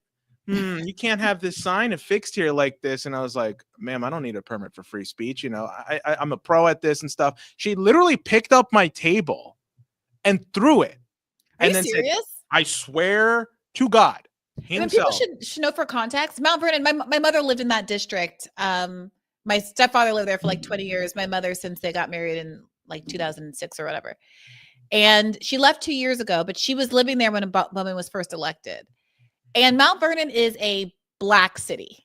Okay. I just want to set the stage for where AIPAC is having all of this influence, and where I'm sure she was Black, the mayor. Yes. Where a Black mayor was throwing out, as far as she knew, a constituent, a resident of the Bronx, for rightly drawing attention to the fact that a lobbying group for a foreign country was influencing local elections. This is all in the backdrop for all what the Democratic Party says about identity politics and supporting Black candidates and supporting Black people and being the party of Black people. This is an overwhelmingly Black city. This is where, after Malcolm X's family's house was firebombed, they moved to Mount Vernon. This is where I think there's a couple of big basketball players from there. It's the most square churches per square foot in America, if I recall my Mount Vernon stats that my mother used to tell me repeatedly. I want to say P. Diddy is from there, but that's neither here nor there. Okay. Yeah, this is the Black city is the point. It's just north of the Bronx. It's like Westchester, but it's like just the Bronx. It's like an extension of the Bronx. That is where you're getting marginalized by a Black mayor and in service of Israeli interests. It's insane. Yes, that was like our point, because she wasn't there alone. I think she had like the county clerk with her. And she kept pointing to the clerk like, right, they, you know, what ordinance are they violating? And like she would cite some ordinance about how you can't have signs on something that's affixed. We had an A-frame, you know, and like with two signs on it, it's a foldable A-frame, but they're like, you can't affix it on something permanent. It doesn't make any fucking sense. Yeah. And so she like grabs our table and like throws it in the park, and she's like, you need to get out of here, or you see that cop car over there, they're gonna run you out of town, you know. And I had like my Vega for Congress shirt on. It's like, you running for Congress in this area? Like I was like, no, I'm actually running in the Bronx. And then like somebody with the mayor's office, not the mayor herself, she's like, honey, do you know why Mount Vernon is not a part of the 5 boroughs? It's like, no. oh, you sweet summer child, you don't know nothing about where you are right now. And when you find out, you're going to have a Sunday on me. That's what I have no idea what that meant. And she didn't bother to explain it to me. Could get you some ice cream, darling. Yeah, and like, you know, and she's like, you better get out of here. I did not go back to Mount Vernon after that. I was pissed off. I was like, you know what? Fuck it. Mount Vernon is gone crazy. And Jamaal, but right, the point I was bringing that up was because that same day, before I was ran out, Jamaal Bowman came to the Juneteenth event they were having at the park. Yeah. So I go up to Jamaal Bowman, and my campaign manager does too. And, you know, after he speaks and whatnot, and I'm like, look, my name's Jose Vega. I've been very critical of you. In fact, I yelled at you once, but listen, I'm here because I think your opponent really sucks. And I just want to say I'm here educating the people that they're trying to colonize this district like they colonized my district. But I think you really need to call it the corporate party, the corporate part of your party that is trying to oust you right now, because they have people like Hillary Clinton endorsing your opponent. And unless you nut up right now and say something, you're going to lose your position. He's like, no, I got you. I just got to win first. And then we're going to start a whole revolution against the party for trying to come after me. You know, we're good in the polls. Go get your people out to the polls and tell them to go vote for me. It's like, oh, come on, man. You know, you make it really difficult, because I'm getting flack from people who are like diehard, like, don't even look in the direction of the Democrats and Republicans. And then I'm getting flack from Democrats themselves who are like, we don't want to be associated with you coming up here trying to, so-called, defend Jamaal. I wasn't trying to defend Jamaal. I was just anti-AIPAC. I was trying to stand on a principle, which is not, there's nuance there. And like, even some people on my staff were like, are we sure we're not defending Jamaal Bowman? Because we had people around us who were with Jamaal, who were wearing Jamaal Bowman shirts. And I was like, hey, I don't care. You can be Jamaal Bowman. Just, that's him. We're us. We're here for a very specific thing. You can tell people to vote for Jamaal Bowman. I'm not going to do that. If you want to wear my merch and tell people to vote Jamaal Bowman, that's fine. You're not Jose Vega. I'm Jose Vega. So I'm not telling, but anyway, yeah, no, I get what you're saying. So it is, this also puts some interesting color. I hope that, Jamaal watches this, Representative Bowman watches this and sees this, and because I did know who he was talking about when he came on my show and he alluded to you. I didn't want to go off on a frolic and detour, another like tone policing conversation the way that we were about to have about Jimmy Dore, but I knew he was talking about you, and I think the added context of you literally, frankly, acting in a way that helped him politically in Mount Vernon, and having all of these really comradely interactions with him. It's unfortunate that you were characterized the way that you were characterized. And as I was saying to Sean Masawan in the subsequent episode, like, I'm inclined to want to call people in. I'm inclined to want to talk about people the way I would want them to hear me talk about them, because ultimately we have huge political goals and there are not that many of us. And I'm interested in building solidarity, including if he's willing to, kind of get with the program, Jamaal Bowman and the rest of these squad members. None of this is personal. My only complaint is their political strategy being, in my view, a non-starter and a kind of a waste of time and a redirection of people's energies back into a party that is just going to beat them up the way that they beat up Bowman and Bush. So the idea that you were the enemy, right? And there was all that smoke for you and not the same level of smoke for the Democratic Party, even as we're listening to this video, is a little bit frustrating. Let's push on. We're almost through. Let's go. I'm good. I'm marathoning this with you. Like, we're in this all the way. So don't worry about me. If you got things to do this thing, I'm here. Okay. Anyway. All right. Yes. It was the New Dems and their corporate backers who wanted the infrastructure win and wanted to hurt progressives by making sure we couldn't vote on that Build Back Better. Right. Period. A bill that would have really been, I believe, something that could have been, people would have been able to turn to with this last election to say this happened because of the work that came out of that bill. Even just thinking about childcare, as someone who has had to live that and not have, I work to pay childcare. Yeah. When you have a baby that is able, and you're able to send your, have your baby, your toddler go to childcare, go to preschool or daycare. For free or very affordable. Yes, that's life changing for so many. Can you imagine if the progressives getting all this flack from the Democratic Party and Democratic corporate media for not voting for Biden's infrastructure bill said, the Democratic Party could have given you universal child care and they sabotage that effort. Let me explain why. I'm out here fighting for you to have universal child care. Why isn't Joe Biden? Why isn't Joe Biden whipping votes in support of me and the Progressive Caucus who are trying to fight for your right to get universal child care instead of whipping on behalf of the 9 corporate Democrats that stand in opposition to his agenda? Yep. That's the framing that the oppositional left, the adversarial left gets to have. That's the lane. But if you don't take it and you end up in this middle place where you're like, I'm not going to take the vote, but I'm also not going to explain to you why with your chest and making it clear who the enemy is and going on Fox News, because they'll have you on to talk about the Dems like this. Oh, yeah. Go on right-wing media. Okay, whatever. If they will have you to smear the Dems accurately for not standing up for the people, you're also ginning up credibility among that audience for a potential party break. And positioning yourself as an independent going forward. John Fetterman, everyone can sit here and expect that he's going to flip parties any second. Same with the threat from West Virginia, Joe Manchin. But the idea that a progressive who has so little in common with the Democratic Party, who AOC said years and years ago when she was first running, in any real normal country, Joe Biden and I wouldn't even be in the same party. The idea that they would be setting themselves up for a break seems like anathema. Right.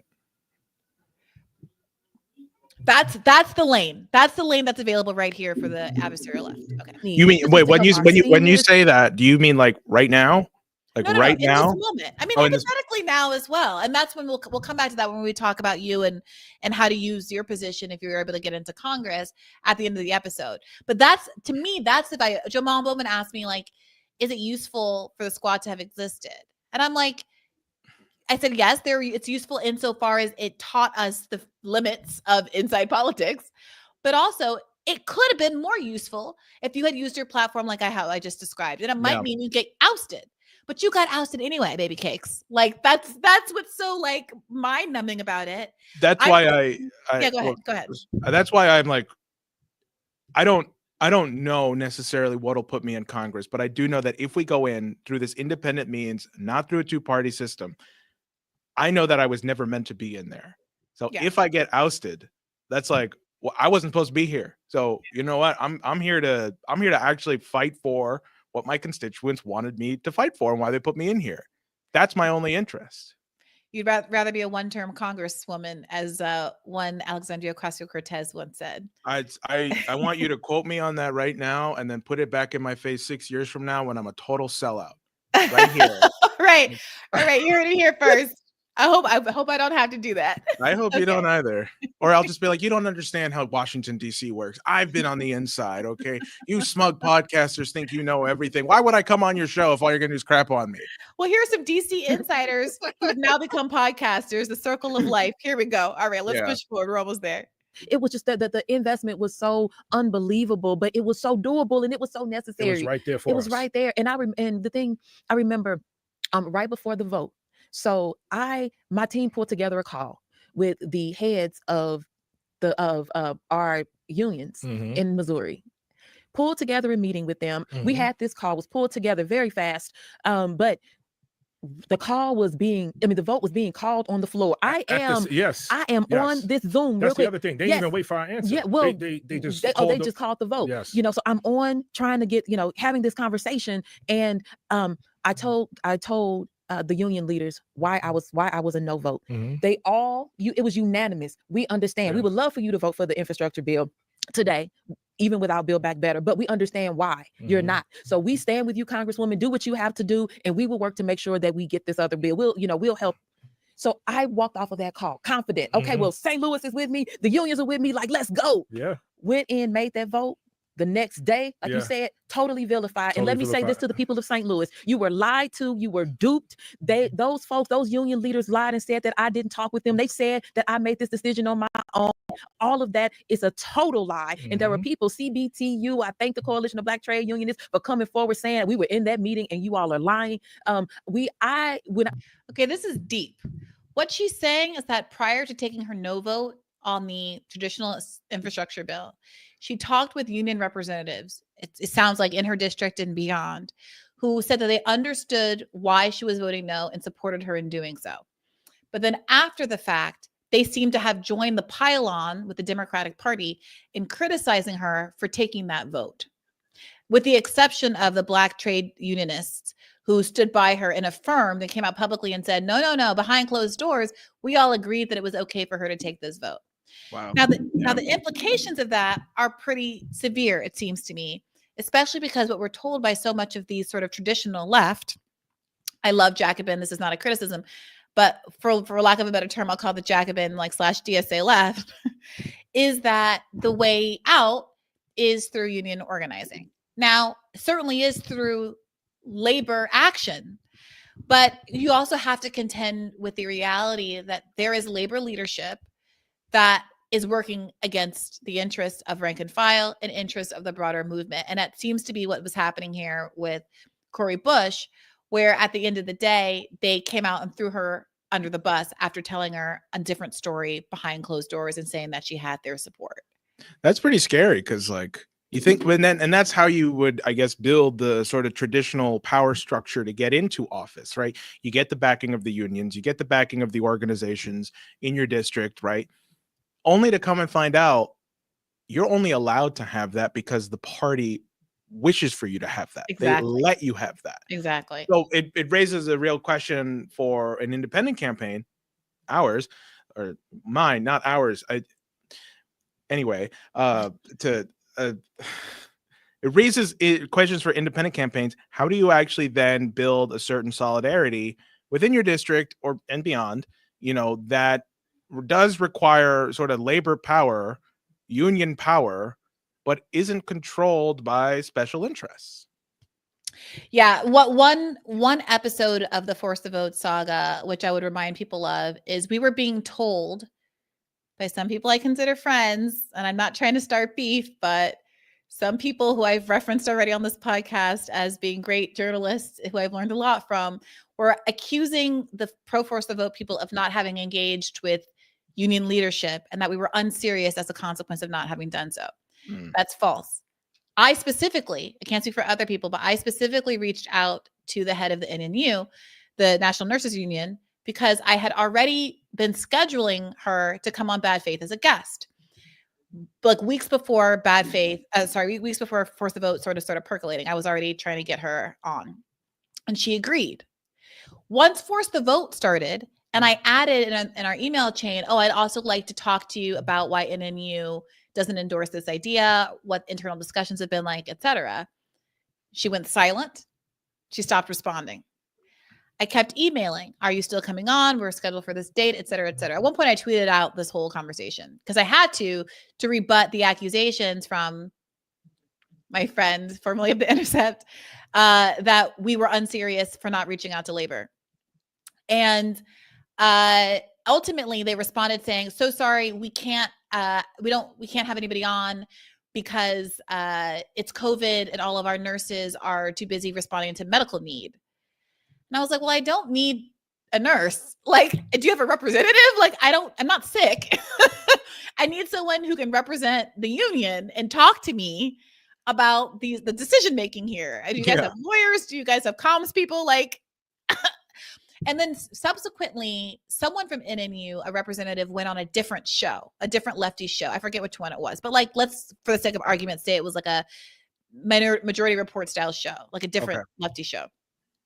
And so I followed up with a link saying, it seems like you do have at least one free representative that's not actively giving medical care every second of every day who was willing to go on this other show. Are you willing to come on Bad Faith?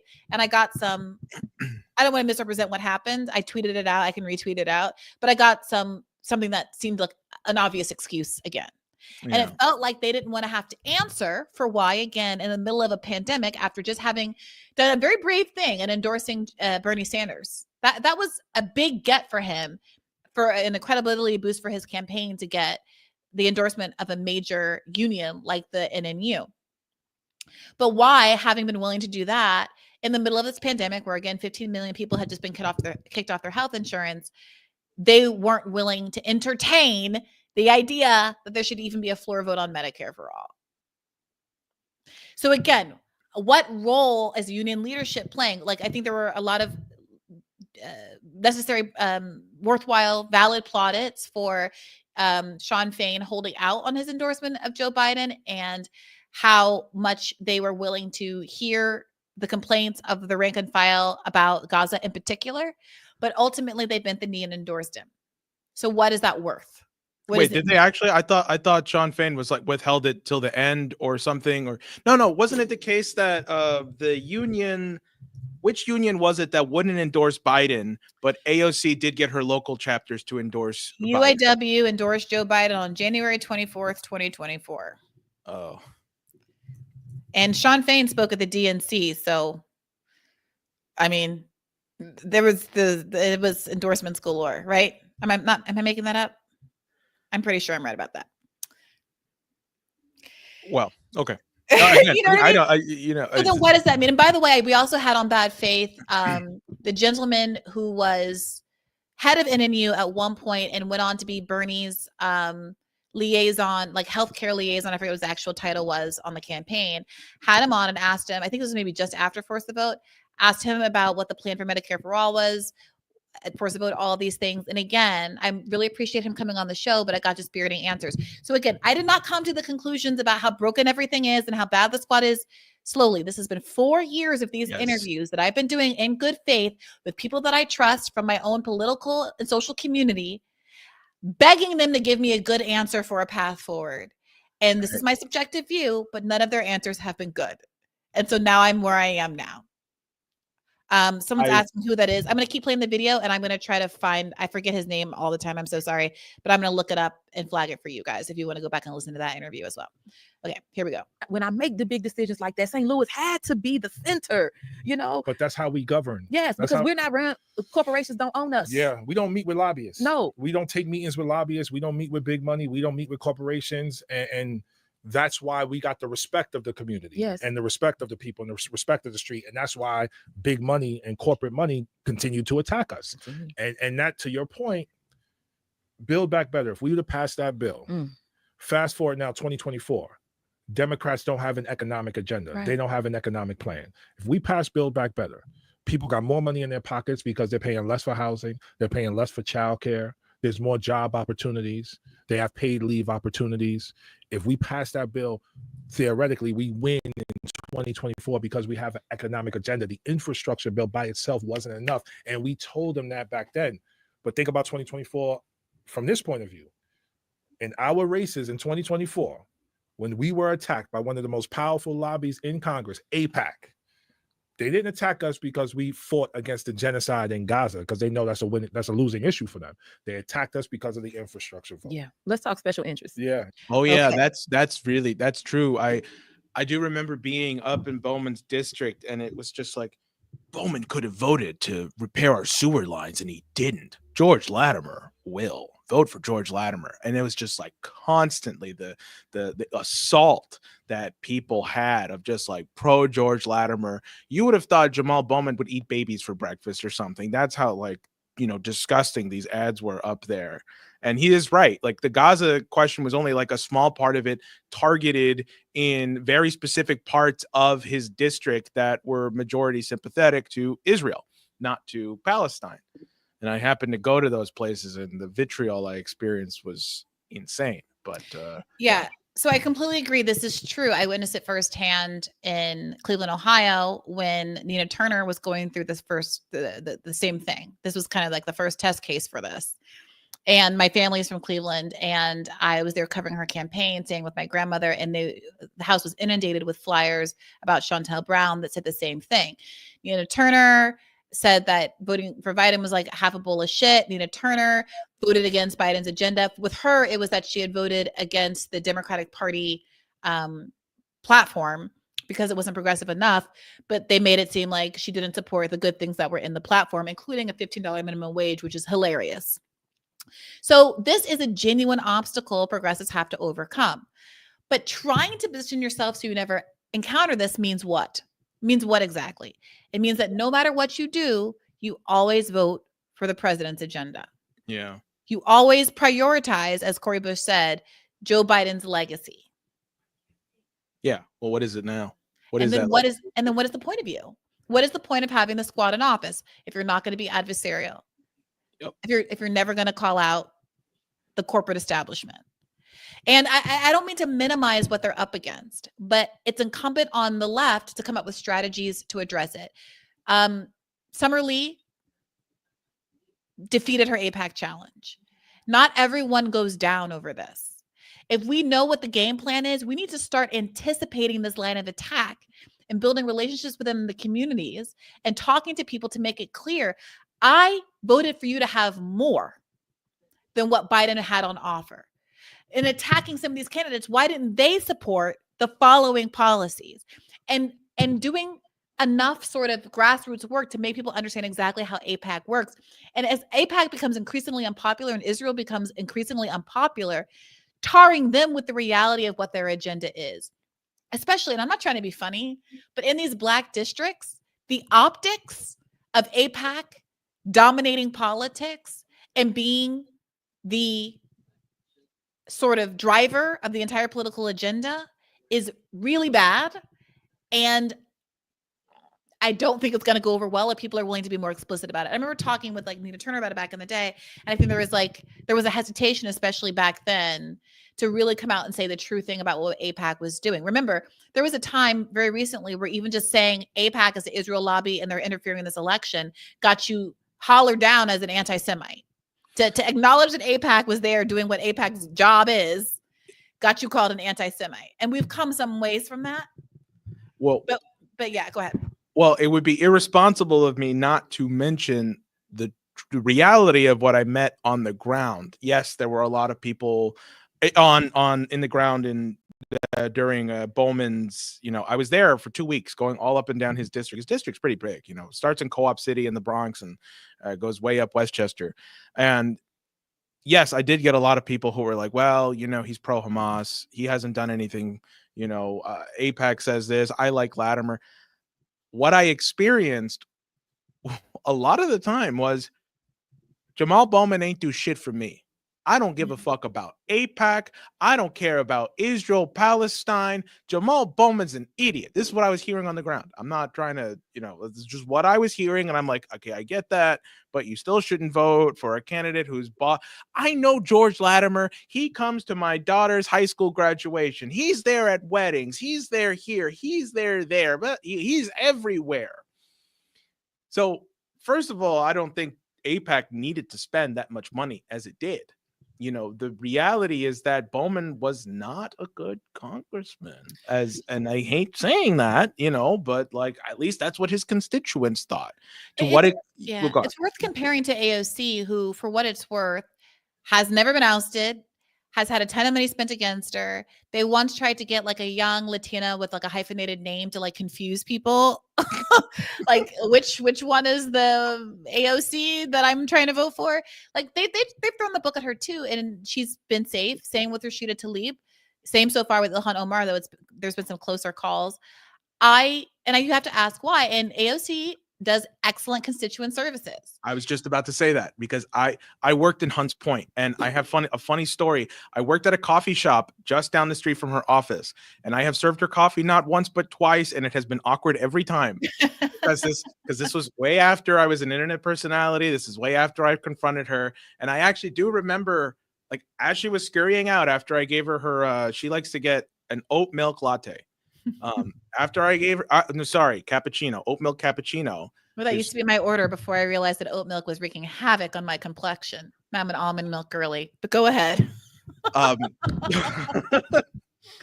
Okay.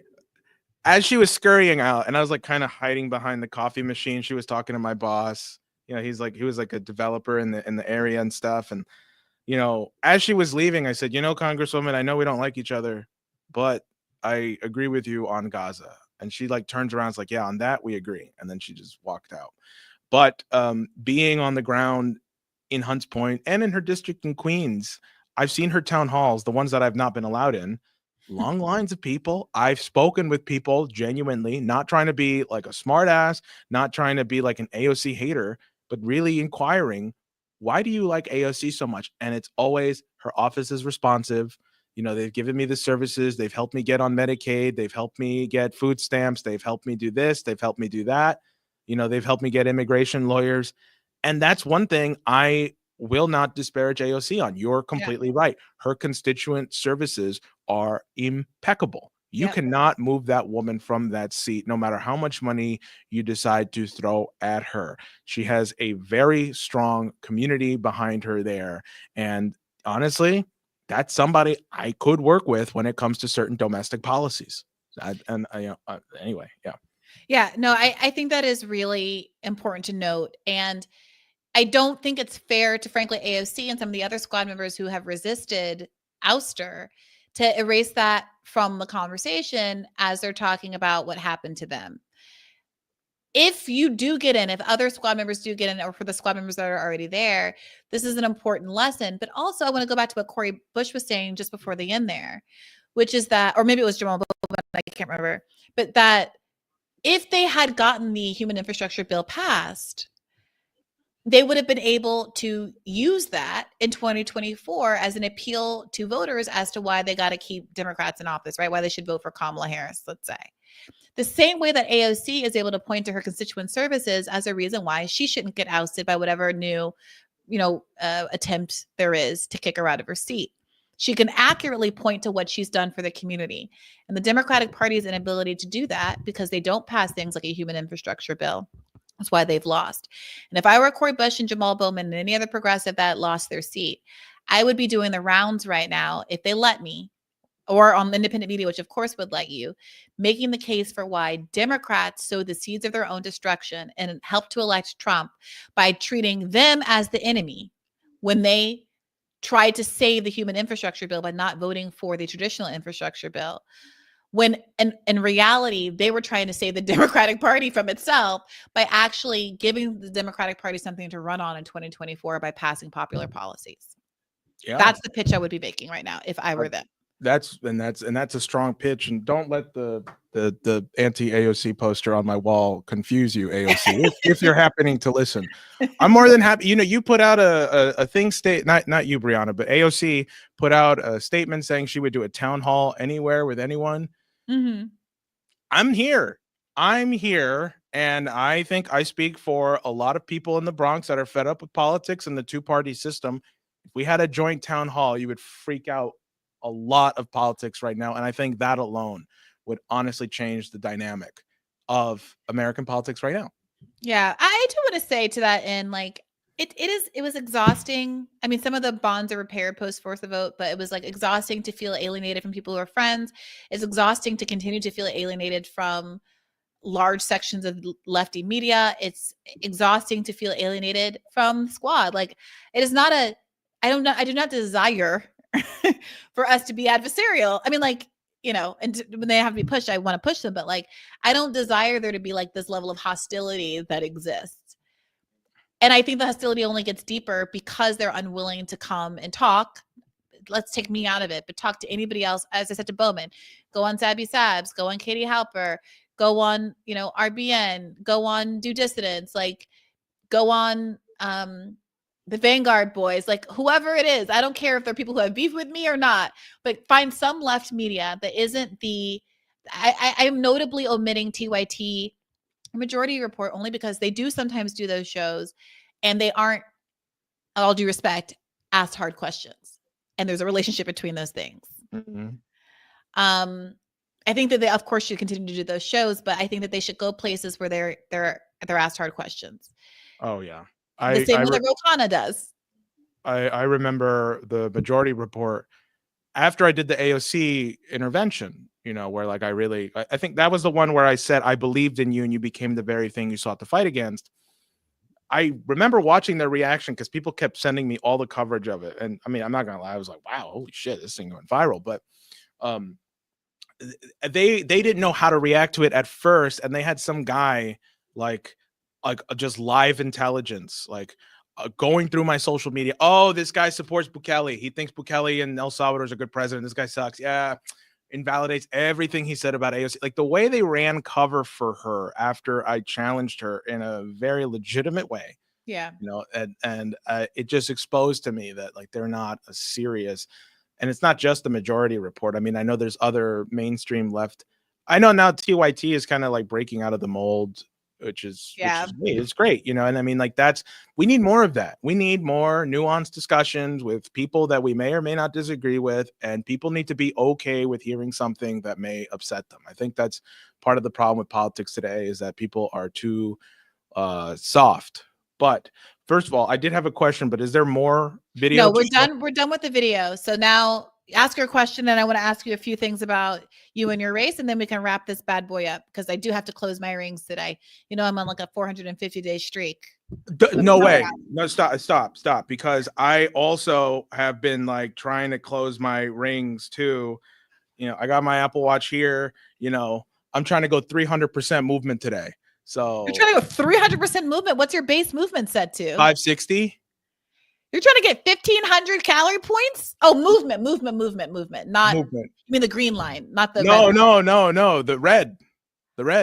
That's crazy. Yeah. I'm not kidding you. Like, see, I'm at like, I guess you can't see shit, but no, I can't really see. Don't dox yourself or anything. Okay, that would be bad. That would be bad. But yeah, no. So I hear you. I'm trying to look. If there's anything I would change from running last time, it's getting in shape. You know, oh, I really? did that on the whim. Help on the trail. I mean, I was eating like. See, here's the thing they don't tell you about running for Congress. You can't. I did this full time. I quit my coffee shop job to do this full time. And then I found out you can't pay yourself more than whatever you made last year. I only made $23,000 in 2023. So I was living off of $400 a week. And I got kicked out of my house because I couldn't pay my fucking rent. So I was couch surfing and I was just eating out every day, and I didn't have any stability while campaigning, by the way. So anyone who said I did this for a grift, everything I did is on the FEC reports. You go to the FEC reports, okay? Everything I did there is like public and straight, and like now I have more stability. Now I can get in shape, and now I can run for Congress. Okay, my question. Sorry. Okay, hit me. Yeah. Do you see a viable emerging independent movement right now in the United States? And if so, or if not, how would you? I want to get people who are between the ages of 18 to 25 running for all levels of office. I really mean that. That is something I want to inspire. Doesn't necessarily mean I have to be involved with it. Like if somebody in Wyoming hears this right now and they're like, I have a group of 18 to 25-year-olds who can run from, you know, city council all the way up to Congress on an independent ticket, like do it. But how do we actually do that? Because that's what I want to cultivate. Well, you're in a better position to answer that question than I am, being someone between the ages of 18 who between the ages of 18 and 25 decided to run for office. I'm over the hill. I'm 26 now. Between the ages of, well, I'm 39. So between the ages of 18. Are you really? Yes, sir. I turned 40 this year. Wow, so between the ages of 18. Oh, thank you. You can leave off the 4-year age next time you say that. You look great. But between the ages 18 and 25, I was just in school. I was in law school the whole time, or in college. So I am not the person to ask about getting politicized young. It took me a long time, you know? It took me a while to get radicalized and to realize the futility of the path that I was on. And so I'll turn it back on you. What prompted you to feel like you needed to take things in your own hands? Well, and this will connect into the LaRouche stuff too. I know a lot of people always bring that up, which, hey, you know, to be fair, I mean, it's not something I hide from.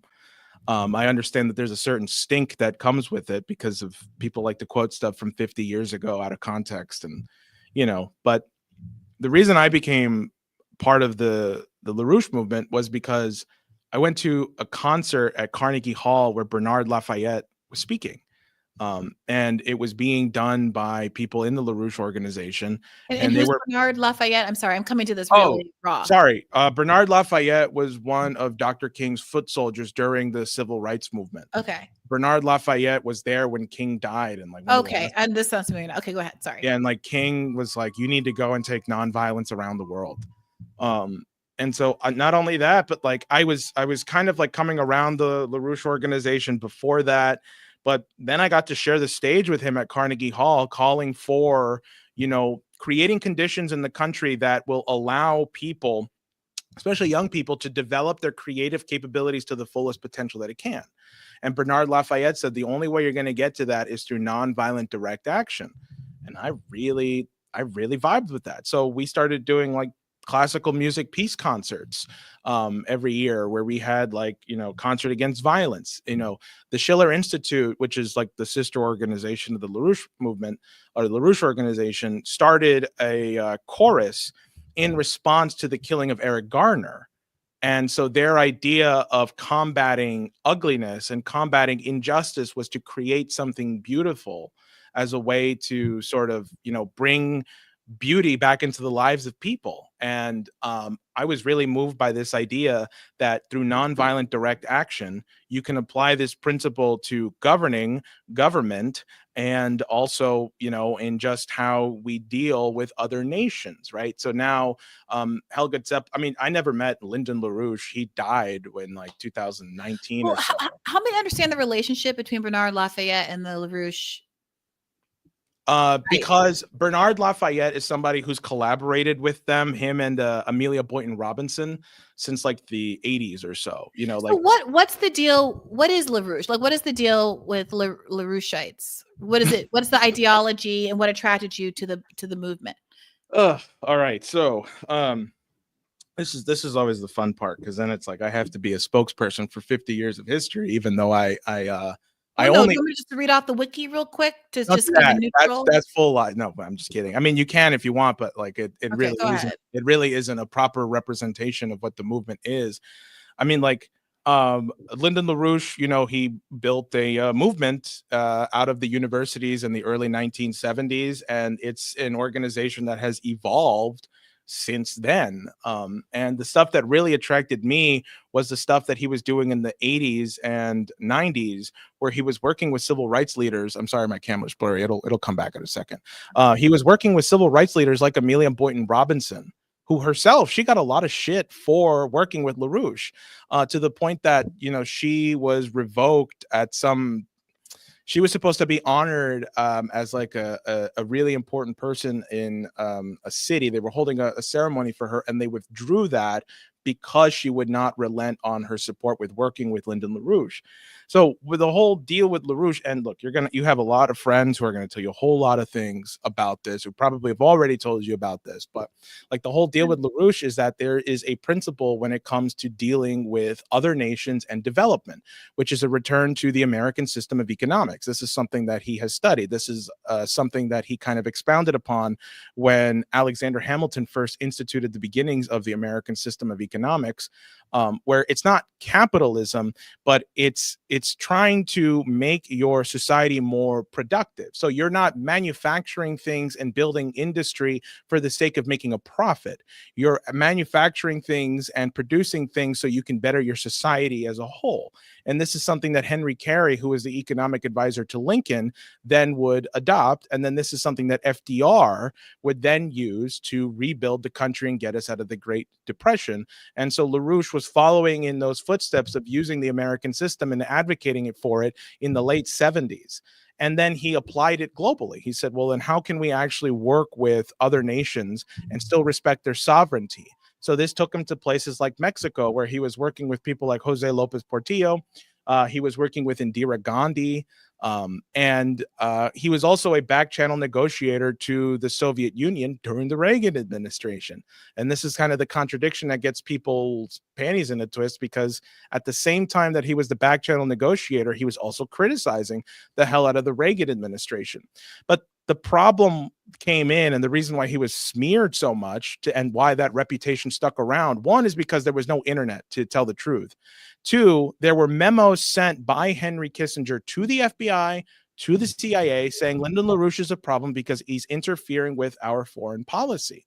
Henry Kissinger at the time had such a chokehold over the United States foreign policy that it's the reason why, Henry Kissinger's policies are the reason why third world countries are the way they are today. And right. We all remember the day, that what an interesting day on the internet it was when he died. So I want to make sure, Jose, I want to make sure that I mean, you don't have to defend LaRouche per se. I think that what people just want to understand is what aspect of his politics attracted you to them and how you're feeling about it now. And, you know, given the kinds of concerns that people have raised, I hear people seeing like people in the comments, it was a cult. Oh no, they were CIA. Oh, this wasn't capitalism. It was nationalism.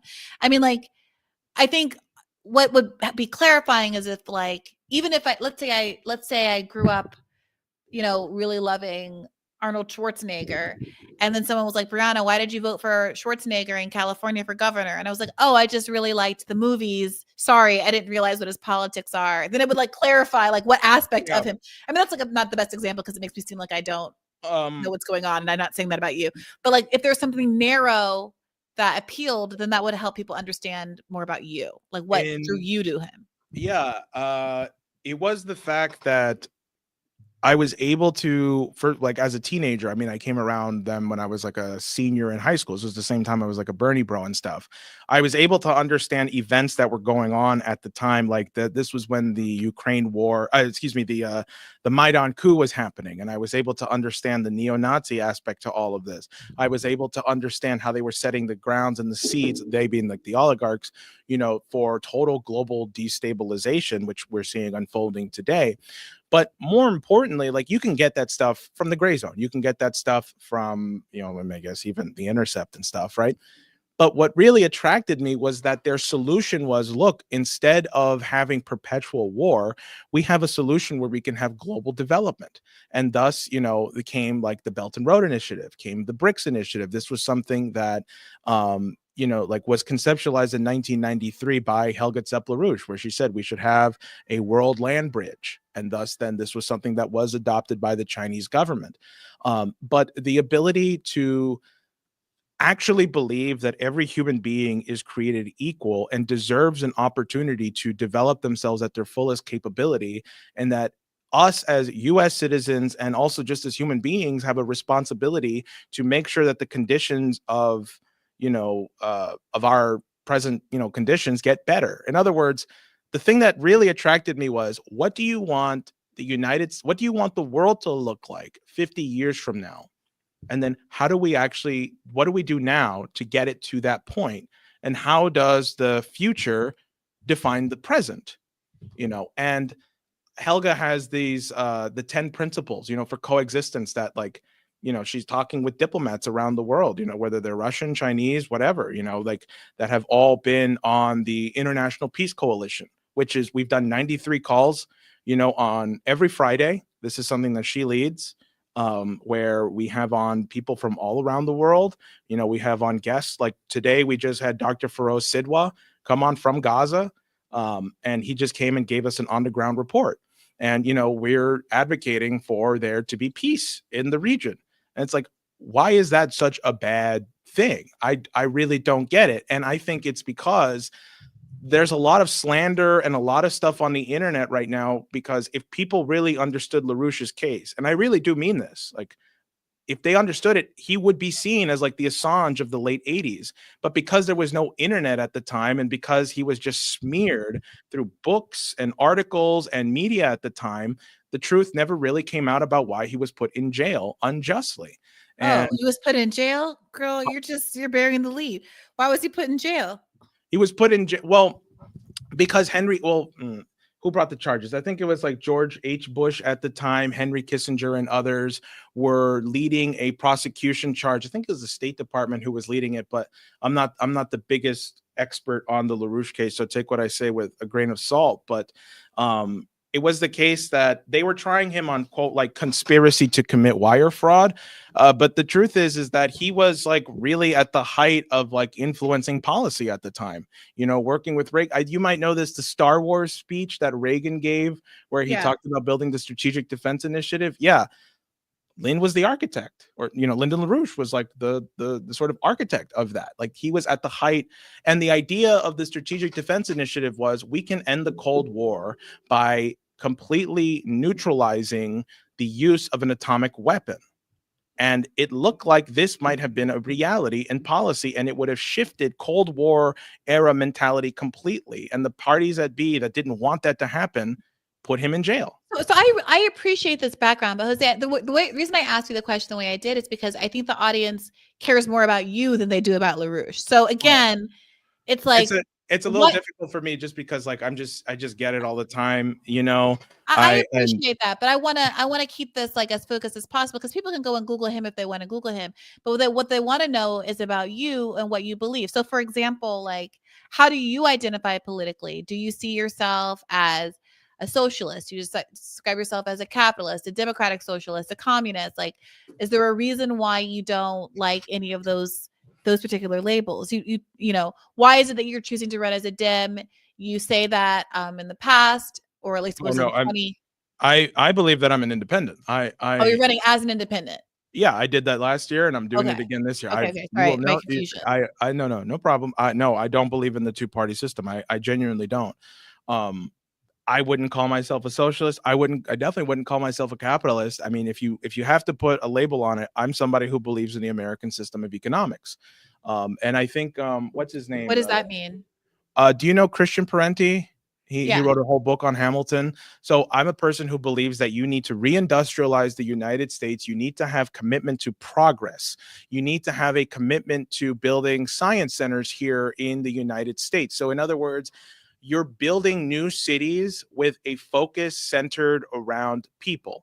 So you're judging your economy not based on how much of a profit you're making or your GDP, but rather how are people getting to work? Are they getting more efficient? Are they getting to work more efficiently? Are they able to live their lives better? Do they have enough free time to really maximize, you know, their creative abilities and creative output, you know? So for example, you can't just have a society that's full of worker bees and worker drones, because then they're not human. You know, to be human is to be able to, you know, maximize your creative output and your ability to interact with things like great art, like great classical music, classical art, going to a play, going to a theater, and people to be able to live in a society where they can take like high-speed rail. You know, like that's an example of what the American system of economics would want to prioritize. You don't make an immediate profit off of building high-speed rail, but it's not about that. It's about, can I get to Washington, D.C. in 1 hour, taking high-speed rail from New York, get a job down there, and then be back in time to eat dinner? You know, can I go up and down the eastern seaboard in a high-speed rail? And also, I mean, now they're talking about building these sort of trains that in these tunnels, these vacuum tubes that would go even faster than 1,000 miles per hour. So, you know, I mean, you have countries like China that just have this. I was in China. It was a lot of fun. And, you know, I got to ride in a high-speed rail, right? You know, they have it. Did you see the new TGV designs? Which one? France?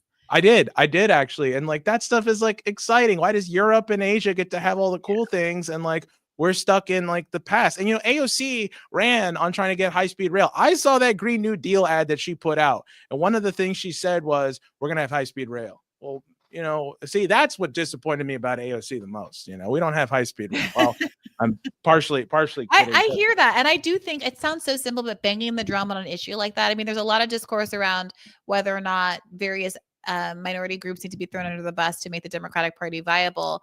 But I feel very strongly that having an affirmative case for other things does more than running defense on issues on which Republicans have already established their dominance with the people who care about those issues. So I think high-speed rail now does a lot more than saying, like, engaging in discourse around, you know, trans athletes or whatever it is. I think banging a drum like that, like if Kamala Harris, that wouldn't be the issue that I would choose over all other issues. But if Kamala Harris had just every time she opened her mouth said, we're going to have high-speed rail now, I think there was a better chance that she would have won the election than what we actually got. Let me ask you just to talk about briefly your campaign and what your platform is. Remind people that you're running against Richie Torres and why. Okay, so I am running against Richie Torres here in the 15th congressional district, which is the poorest congressional district in the entire country. I mean, I've heard that there are parts of Mississippi that don't even have plumbing, and somehow we are poorer than that. Yeah. And I decided to run against Richie Torres early.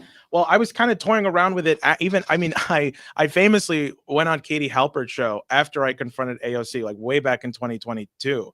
I was just like, yeah, I'll run against that you know, that asshole. I wish I could look at my past self and say, like, you have no idea what the hell you were talking about. But I was always kind of, at first I was just kind of joking about it, but then like as I was doing more and more of these interventions, people were asking me like, would you consider running for Congress? And I was like, well, it seems to be a big deal. But then to find out that like AIPAC's darling is in my backyard, and he is one of the most well-respected AIPAC pro-Israel, Congress members. I mean, he's not an apologist. He's an advocate for the genocide going on. And I was like, well, okay. Before I really decided, I heard there was somebody who was going to primary him. And I'm not going to name names. I don't want to name names because this person chose to go off the grid. They were like really vocal against. She seemed to be like the next, progressive squad member. They were like gearing her up to primary him. And I was like, okay, I'll wash my hands of this. Somebody else will do it. And I just, won't say anything. And then she just like makes her Twitter private, deletes any mentions of Richie Torres. And then I found out that this person got a very comfy job working somewhere in the city, so she was basically bought off. So there was this sort of void where no one's primarying this guy. I'm not going to run on the two-party system. People in my, not just here in the Bronx, but in the country are saying we want a real independent, or we want something else. Yeah. And like, yeah, well, you know what? Yeah, I will just do it. If no one else is going to do it, I'm going to do it. And so I announced in February of 2024. And that's when like, I was just like, yeah, I was like, yeah, I'm throwing my name in the ballot. And what's your platform like, Jose? My platform is you can turn the Bronx from the poorest congressional district in the country into the most educated district in the country. You can then build a new CCC project, what I would call the Civilian Construction Corps. You would take the people here who are 18 to 26 years old, whether they have a college education or whether they're high school dropouts. If they are nonviolent offenders, they would need to do an extra year. But if they're nonviolent offenders, you take the people of society that have been forgotten about or feel like they've been forgotten about, the so-called miseducated, you put them in a program where for 2 years they get training and an education, right? Because this is how the CCC camps worked back during FDR, where you would give, the young men at the time, now this would be open to anybody, but the young men at the time, they couldn't read. So they had to teach them how to read properly. They had to give them a real education. And they also taught them how to work with their hands, get real skills. Today's equivalent would be the same thing, teach literacy where it's needed, maybe even a choral program so they get some culture within them. But then you teach them how to be the engineers. You say, look, we want to make the Bronx, we want to build an extra subway line that goes east to west in the Bronx, because there isn't one right now, and it needs to be built underground, and it's going to require new creative methods, and you're going to have to figure it out. So we're going to teach you the tools of the trade so you can be an engineer, you can be a mechanic, you can be a carpenter, you're going to learn how to build high-speed rail. And for 2 years, 1 year, you'll just be getting the training. The next year, you'll be getting on-the-job site training. And you'll be getting paid, compensated, of course. And you will then, after you graduate this program, you will then get to choose whether or not you want to continue to work with the government, and you will be exported around the country, building things like high-speed rail, building the hard infrastructure that is required, that we are lacking dearly here in the country. You can do all of that, and it will start here in the Bronx, because the Bronx is going to lead the nation. If you leave the United States to its own devices, pretty soon every state is going to look like the Bronx. But if you actually turn the Bronx into what I'm talking about, every state will look like that. And so that's my platform. That's what I'm running on. That's what I believe. I'm not just trying to oust Richie Torres, although yes, fuck him. I hope we get him out. I don't necessarily only care about the people now. What about the child who's going to be born 100 years from now, hopefully in a hospital that was rebuilt because of the programs that we help institute now with a modern day CCC? Okay, Jose, like I get that. And it sounds like a lot of people in the chat are supportive. Where should they go to find out how to hook into your campaign, volunteer, donate, those kinds of things? All right. So you can go to votevega.nyc.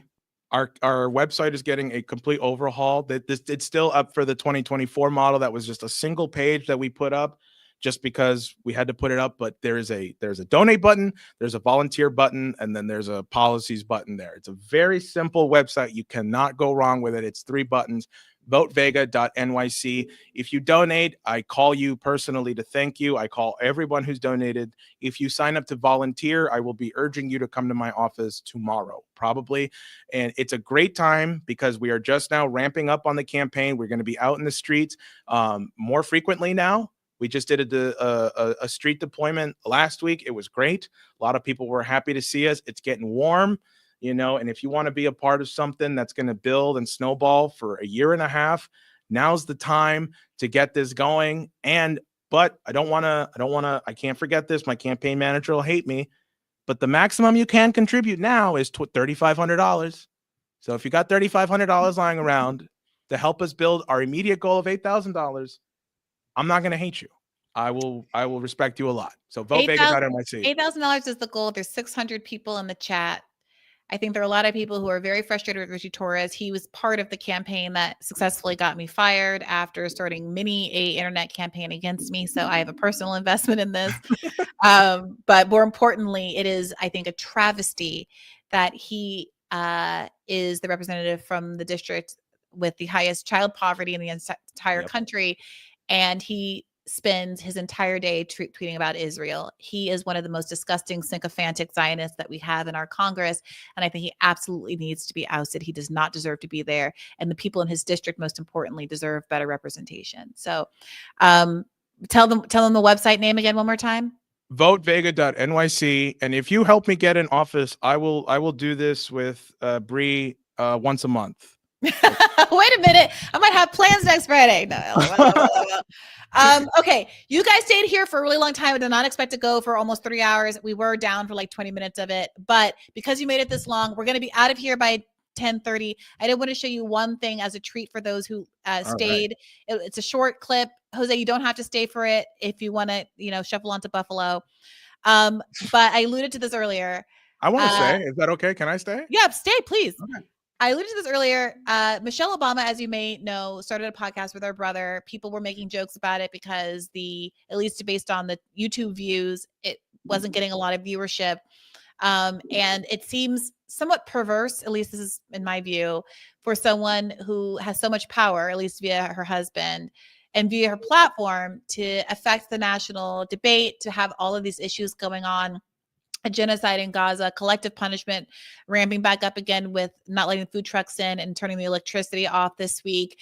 Pro-Palestine protesters being spirited away by Homeland Security. I mean, just Donald Trump, Doge, all the things that are happening in this country. To be putting on a podcast with your brother where I listened to the first episode, they basically just chit-chat about their upbringing and their family, feels tone deaf. I mean, there's nothing intrinsically wrong with it, right? But it feels very tone deaf.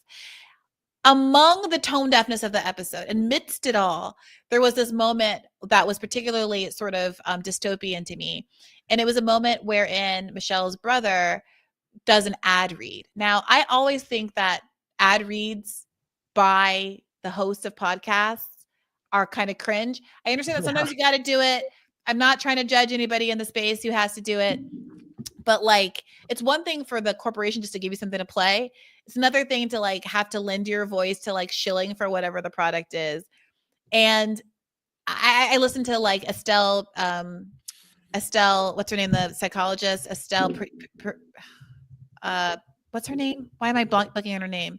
Perel, Esther Perel, the like relationship podcast advice person, and she does it, and it like hurts me because she's like has so much credibility and warmth and goodwill, and then you hear her like shilling for Rivian cars or whatever. Okay. Anyway, in this instance, given Obama's record on healthcare and the healthcare crisis that continues to affect this country, I found this to be particularly frustrating. I want to know what you think about it also. Okay. This episode of IMO is brought to you by Theraflu. As a product let me slow this down because there's no read to Oh, that's normal speed. Oh no, I'm sorry. I recorded it fast. Okay, I'm going to slow it down. My bad. This episode of IMO is brought to you by Theraflu. As a product that was created to provide effective and comforting relief when you're fighting the flu or a cold, TheraFlu firmly believes that the ability to rest and recover when sick should be a right, not a privilege. You know, I think back to the time when my dad was working for the city of Chicago as a stationary fireman, and it seemed to us that he never missed work and he never got sick. But what we realized is that my dad didn't want to take his paid sick time because he wasn't sure if he would keep his job by doing that. Oh my and God. my sister and I realized that my dad would be sick, but he just thugged through it. No. It was a difficult thing for him to deal with then, and unfortunately, so many Americans still face this pressure today.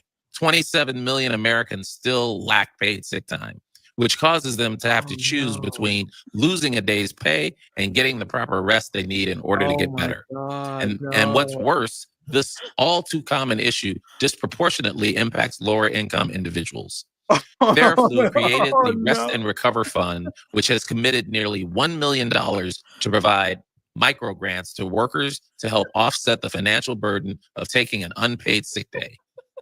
It's been making a big impact, and TheraFlu is committed to keeping the fight going, as everyone deserves the right to rest and recover. Learn more or help someone apply for the fund at theraflu.com/right to recover. Jesus Christ. Oh my God. Wow. Right? Like, am I going crazy? Like, I heard that. I was like, absolutely not. I gotta record this. Like, people have to know this is happening. On their founding podcast, this is their first episode. Yep. This is their first episode. What the fuck? Okay, so there is a healthcare crisis where there's no paid sick leave in America. Millions are affected. Now, my wife's husband was president of the United States for 8 years, but never mind. Nothing happened. This wasn't fixed. He did, I Googled it. He did extend paid sick leave for federal employees. So I will be honest about that and give him credit for that. But for the millions, what do you say, 27 million Americans who regularly, don't get to take sick time or whatever? Yeah. It's still a problem. The solution is that TheraFlu, the pharmaceutical product, has put aside $150,000 for 1,000 grants. Wow. Wait, 1,000. Let's play that part again. It impacts lower income individuals. TheraFlu created the Rest and Recover Fund, which has committed nearly $1 million to provide micro grants to workers to help offset the financial burden of taking an unpaid sick day. $1 million for micro grants. Someone in the comments pointed out, where is it? That this has been going on for some time. This little plan. The program doles out 150 grants to 1,000 parents. $150 grants. Because that's the average people lose when they have to stay home without pay. $150. That's so that I think about my dad. My dad is that kind of guy where it's like he can't lose a day because he has to provide for his family. Mm-hmm. And it's like, hey, Dad, like, don't you think it's messed up that our economic conditions have eroded this way that you have to work while you're sick? Yeah, it is, son. Maybe we should do something about it. No. Here's some TheraFlu. Take some TheraFlu, and you can get a bottle of TheraFlu today at $8.99. That's right. And this will be 24 doses. You can work right through work and you can get right to the day so that you don't have to starve your family and feel great. It's so dystopian. It sounds like a scene from the Boots Riley movie. I was just thinking that too, right? The woman with the horse people at the end, the centaur. Yeah. Oh, sorry to bother you. Sorry to bother you. Yeah, that's right. And then to weaponize, like, I believe their father had a disability too. To weaponize your father in a genuine family story that I understand is about his grit and how much he cared about supporting his family. Yeah. But to weaponize that in implicit defense of a system where he had to do that to sell TheraFlu. Also, you're a millionaire. Do you really need a TheraFlu sponsor? Like, what if you just put this out and didn't want to make any money off it? Right? Like Michelle Obama, if she wants to have a podcast, she could just put out a podcast. Does she have to make more money on it with TheraFlu? Yeah, right. Why do you need a sponsor? Hold on. Well, hold on. Right? You're the wife of of a president. What the fuck? They got a $64 million Netflix deal, if I recall, when they left office, not to mention all the millions that she got from her book, her very successful book. Yeah, weren't they also sponsored by Raid too? Right? It wasn't just Theraflu. I think The it was Obamas Raid. or the podcast. The podcast. Yeah, it's like, this episode is brought to you by Raid. It's possible. I think I didn't keep listening after that point.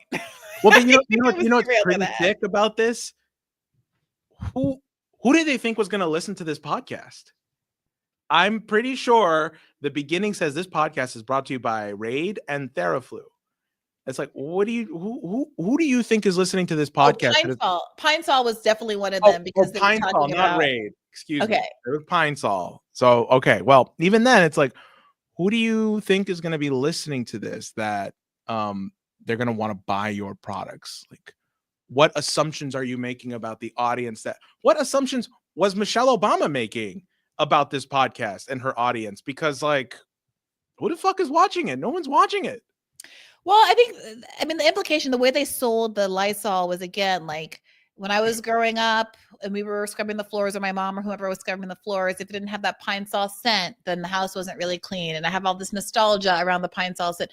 So there is this kind of consistent conjuring. I mean, they are Black, so it is going to be what it is, but of conjuring like this Black working class nobility in suffering to sell these products. Like, I don't know, like, if they didn't have money, if they were just like a scrappy young brother-sister duo trying to come up in the world with a podcast, like, I wouldn't begrudge them this.